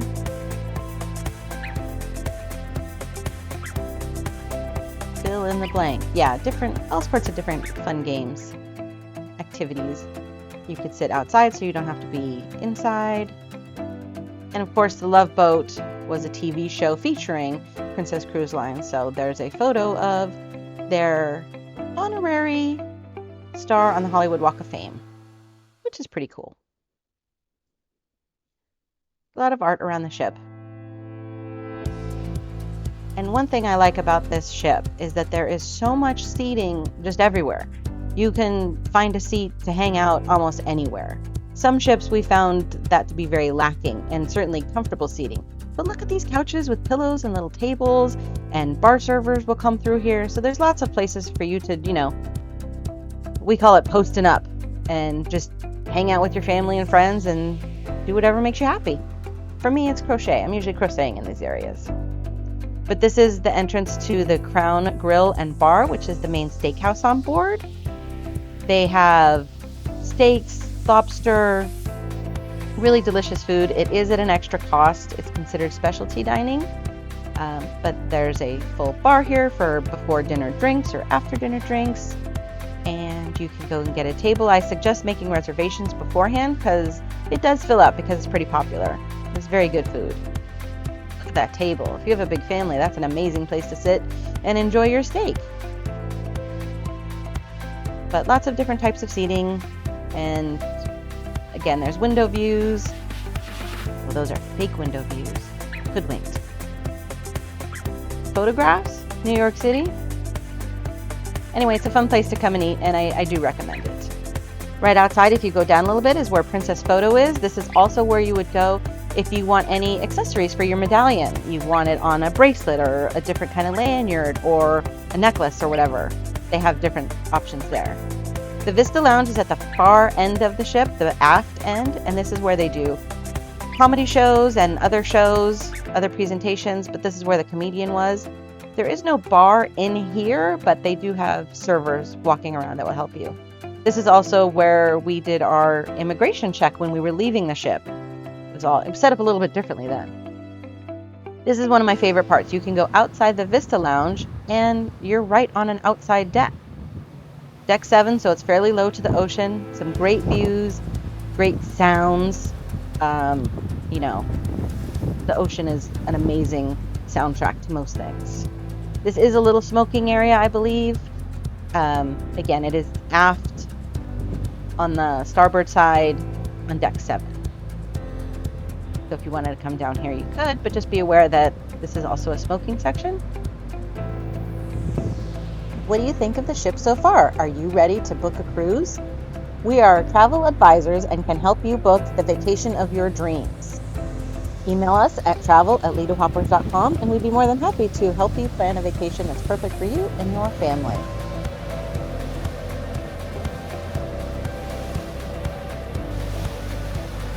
This does not go all the way around the ship. It does stop here. That is the tail end of the Vista Lounge right there, so it doesn't go all the way around, but you still get a really great wake view. And if you time it right, you can see a gorgeous sunrise. This was on the East Coast, obviously, so it was a first sunrise in the country. Just a little egg popping up over the ocean. I'll never tire of these views.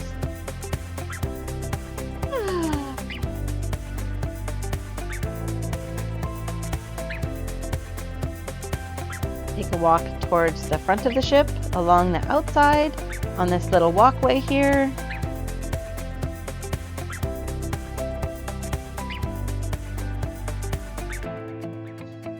You can see if you have a balcony on one of these decks. You don't have complete privacy, but there are aft balconies all around. Walk this little walkway. Another view of the outside of the ship and the sea walk from below. So those are all glass panels that you can see through, so you can look down and look up. It's not a feature I appreciated because I really don't like heights, but it was fun anyway. It's fun to watch other people on it. This is a specialty restaurant by Rudy, the Catch by Rudy. There is an extra fee for this, and the food is very excellent. I enjoyed my meal. We did have a meal here. It was great. Unfortunately, the location of this restaurant, I think, is not ideal. It is all completely open to the piazza below, and when we had our dinner, there was some sort of loud party going on down there, and it was very, very loud, and it was hard to, we actually sat at this round table here. It was very hard to even hear us with the conversation at our table because it was all open right here, and there was so many noises and music and just people singing along to the music. It was very loud and did not make for a great dinner, especially a dinner that you're paying so much extra for. So I wish they would have that in a different location. Unfortunately, I would not pay to eat there again on this ship just due to the location alone. But I find the food very delicious and fun presentations. The shops, it's a little baby mini mall. You can get your duty-free alcohol or cigarettes over here. Keep in mind you cannot take it to your room if you purchase here. They will hold it for you and you can get it on the last day. But if you're looking for something to bring home, that's the place to go. They also have high-end luxury watches and purses and other jewelry that you can get, as well as charms from Pandora, makeup, perfume. There's a lot of shopping on board if that's what you're looking for. And it is all duty-free. And obviously the jewelry and stuff you could take with you right away. They don't hold on to that for you. Or your sunglasses. It's just the alcohol. This is the next level up of the Princess Theater, where they have the big musical numbers and shows. As you can see, it holds a lot of people. But if you are really wanting to see a show, I do suggest getting there early. Get a seat that you want. There's screens everywhere that tell you where we are and what time you need to be back on deck. What time you need to be back on board. This ship also had a lot of in-between art that was very interesting. These screens are everywhere and you can log into them and they can help you get information. This is one of the pools, the Hollywood Pool Club. It's enclosed, so it can be a little bit humid, but it's not as hot as other locations. It was a very calm space, very relaxing. I liked it in here, even though when there was a lot of people, it didn't feel overly crowded. These little cabana things on the side here, it's first come, first serve. So you don't have to pay extra for those, but if you want one, I suggest getting there early. I never saw an open one. Someone was always in there. But ocean views, and for me, I'm not a big sun person, so this would be right up my alley. Unfortunately, we were also a large group, so those wouldn't really hold very many of us. But there's a bar back here, and it was just a nice, calming space. The Hollywood Conservatory is another great space. Here we have these little lanterns, and inside the lanterns where people wrote wishes. I'm not sure what the origin of those were, but it was kind of cute. A giant bottle of Yao Ming's wine graced the entrance. This was a beautiful, calming space, very relaxing, very sort of zen-like. Unfortunately, we didn't get to spend a lot of time here because it was closed. A lot of people rented it out for private functions. There was a wedding, a Facebook meetup, all kinds of things. So we didn't get to spend too much time in here because other people reserved it. I'm not sure how to do that. But there's a giant chessboard, lots of tables. There was games that you could borrow to play there. You could see lots of different seating options with that beautiful bow view. Watch where you're going. Which is better, do you think? A bow view or a wake view? What's your favorite? Leave a comment below and let me know. I like a wake view. I like the motion of the ocean looking. But it was a very calming, relaxing space. I really enjoyed the little time that I did get to spend there. And these beautiful topiaries, it just made it feel very relaxed and sort of naturey and airy. And those little cabanas over there, they have the television and a lot of seating, and those are also first come, first serve. So you don't need to pay for or reserve those. You just got to be an early bird and get up there and get one.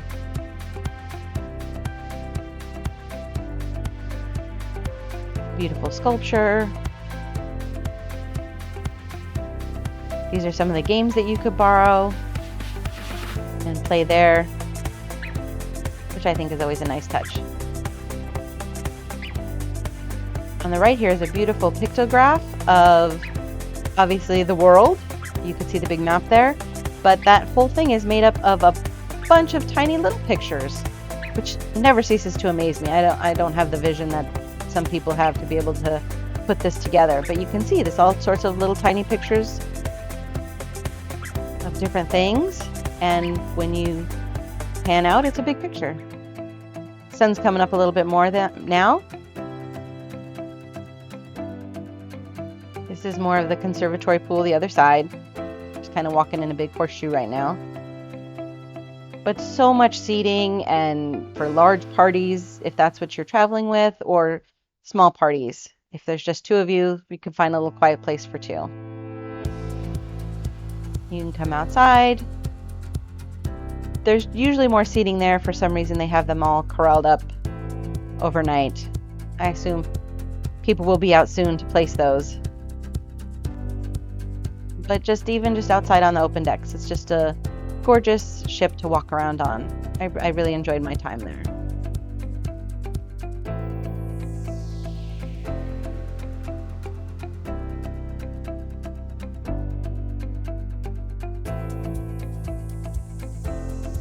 Tony's shadow. He's now on deck 17, and you can see, deck 18. Looking down, you could see the pool, the fountain, some hot tubs. You can see the little Baja shelf kind of thing where it's like just a little splash of water around the edge of the pool. So if you just want to sit around the edge and get your feet wet, you can do that without having to be all in the pool.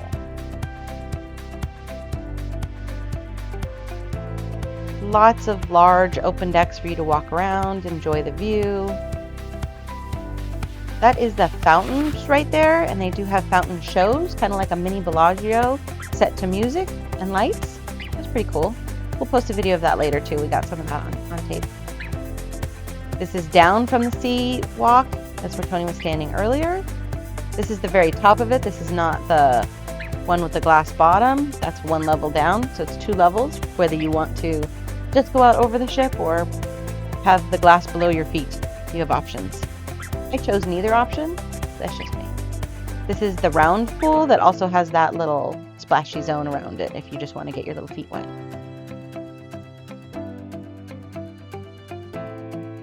Jogging track. It's not the best jogging track I've seen. Seems to be not very wide and several obstacles. It goes right here behind the big screen. There's no real path. There's no arrows really to point you in the direction. It just says go clockwise. But it is a place where you can get your exercise, your jogging if you want to do it.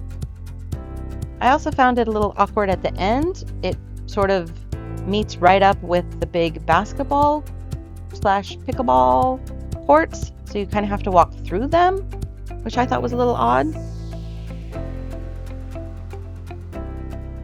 There's also a full gym, which we'll get to in a few minutes, if you just want to not have to deal with the outside and just run on a treadmill. As you can see, the sun's coming up. Here's that basketball court I was talking about. You have to go through it. But as you can see, they do take a lot of pride in keeping the ship very clean. I found this to be true on every ship I've been on. There's always people out cleaning every little speck that you could find.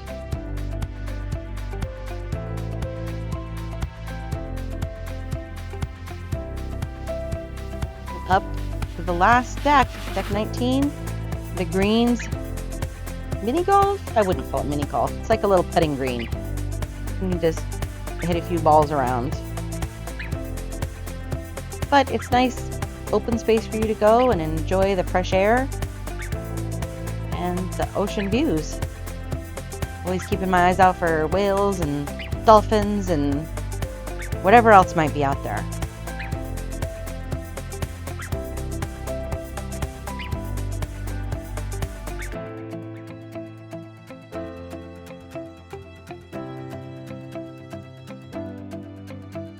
Can't beat this view. I could sit and stare at it for hours, and I have. This is another one of the smoking areas. This is on deck 17, so it's a bit higher up. But also with those great views. This is the fitness center. These are some of the equipment. The equipment is free to use. You just have to go during open hours and wear appropriate attire there, especially with your shoes. They also offer some different fitness classes that you can sign up for. I believe those are an extra fee. But in the Piazza, they actually have like dance lessons, which were complimentary, and you can go learn a new dance if you want. They had line dancing and Rumba lessons. Kind of fun. These are some ping pong tables that are all kind of chained in so you don't lose your ball over the edge. Sometimes that wind will pick it up, so that's a very good safety precaution they have there. But again, just look at all the seating that they have, and they can have even more. It's just put away right now. On a sea day, on a beautiful day, these can get very crowded. So if this is where you want to spend your day, I suggest getting up there early. But don't just put your stuff down and leave. If you're gonna do that, stay at the seat you choose.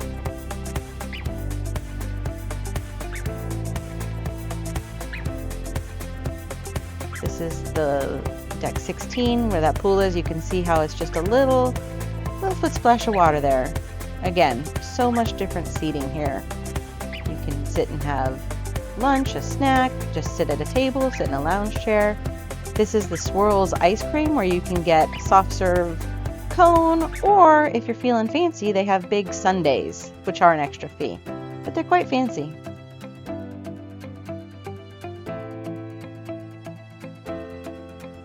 This is now going to be the glass part of the sea walk, which is downstairs from where we just were. As you can see, it's got these glass tiles so you can see down to the ocean and the deck below. Don't book a cruise just for this feature, but if you're on a cruise that has it, check it out. It's pretty cool, assuming you're not terrified of heights. And also keep that in mind if your ship has this, that if you have a balcony right there, everybody can see down onto your balcony.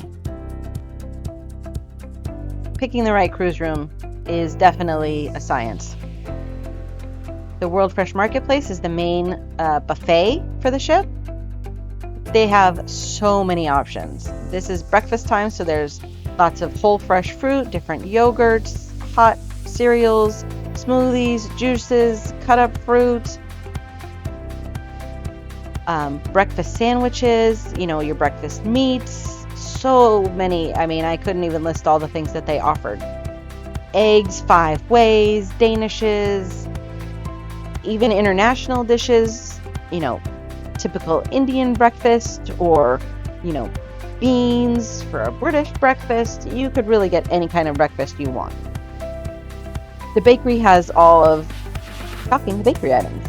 In the morning, they have the coffee set up here. That's not set up all the time. That's only in the morning for breakfast. But danishes, donuts, muffins, tarts, you name it, they have it in here. There is also another coffee station in here, which is you could get your specialty coffees if you wanted to pay for your special cappuccino or whatever. You can go to this location. You don't have to go all the way down to the International Cafe. Different breads, including sugar-free and gluten-free options, if that's what you require. There's lots of different options for any dietary restrictions that you have. And in the morning they have danishes, but in the afternoon they have, other types of desserts. And during breakfast, they also have lots of different the free coffee stations set up. In addition to the bakery, there's some in the little alcoves over here you can see on the left. Those are the little beverage stations up on Lido, where you can get coffee, tea, water, juice. But they do bring out extra coffee machines in the morning, which I find very helpful. You don't want to have to walk around too far to get your coffee.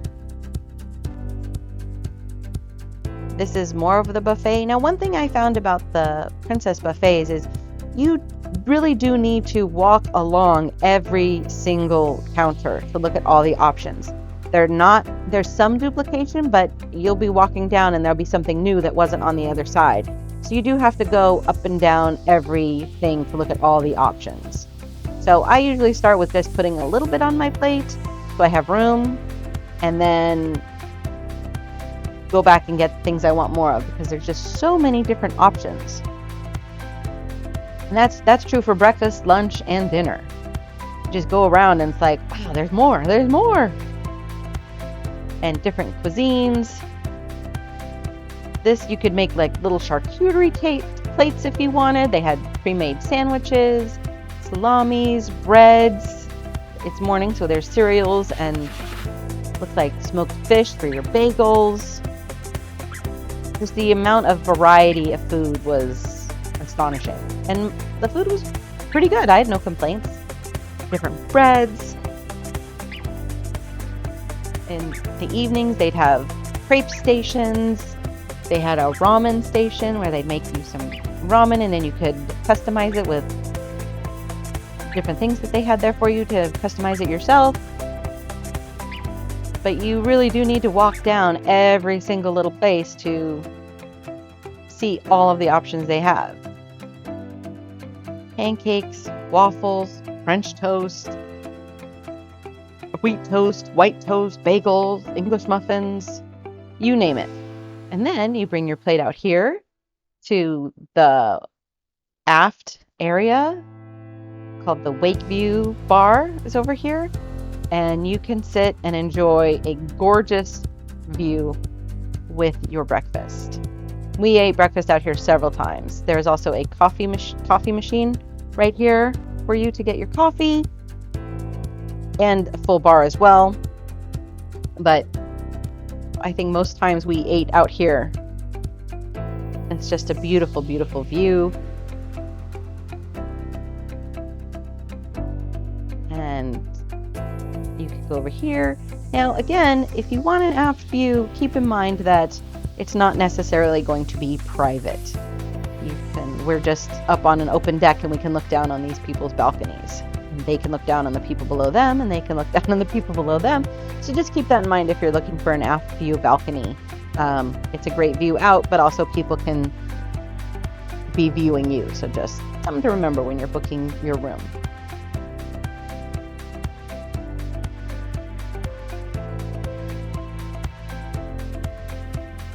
Looks like a big suite over there.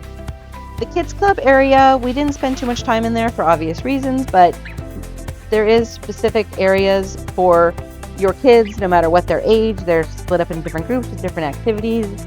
Make sure you look into that and what's best for your kids. The other sea walk that I didn't do. This one is right next to a bar, which we did spend a little time at this bar. I didn't feel comfortable sitting in these chairs. We sat on the other side. So just be careful if you're going to be sitting at this bar to know that there's glass behind you that looks down.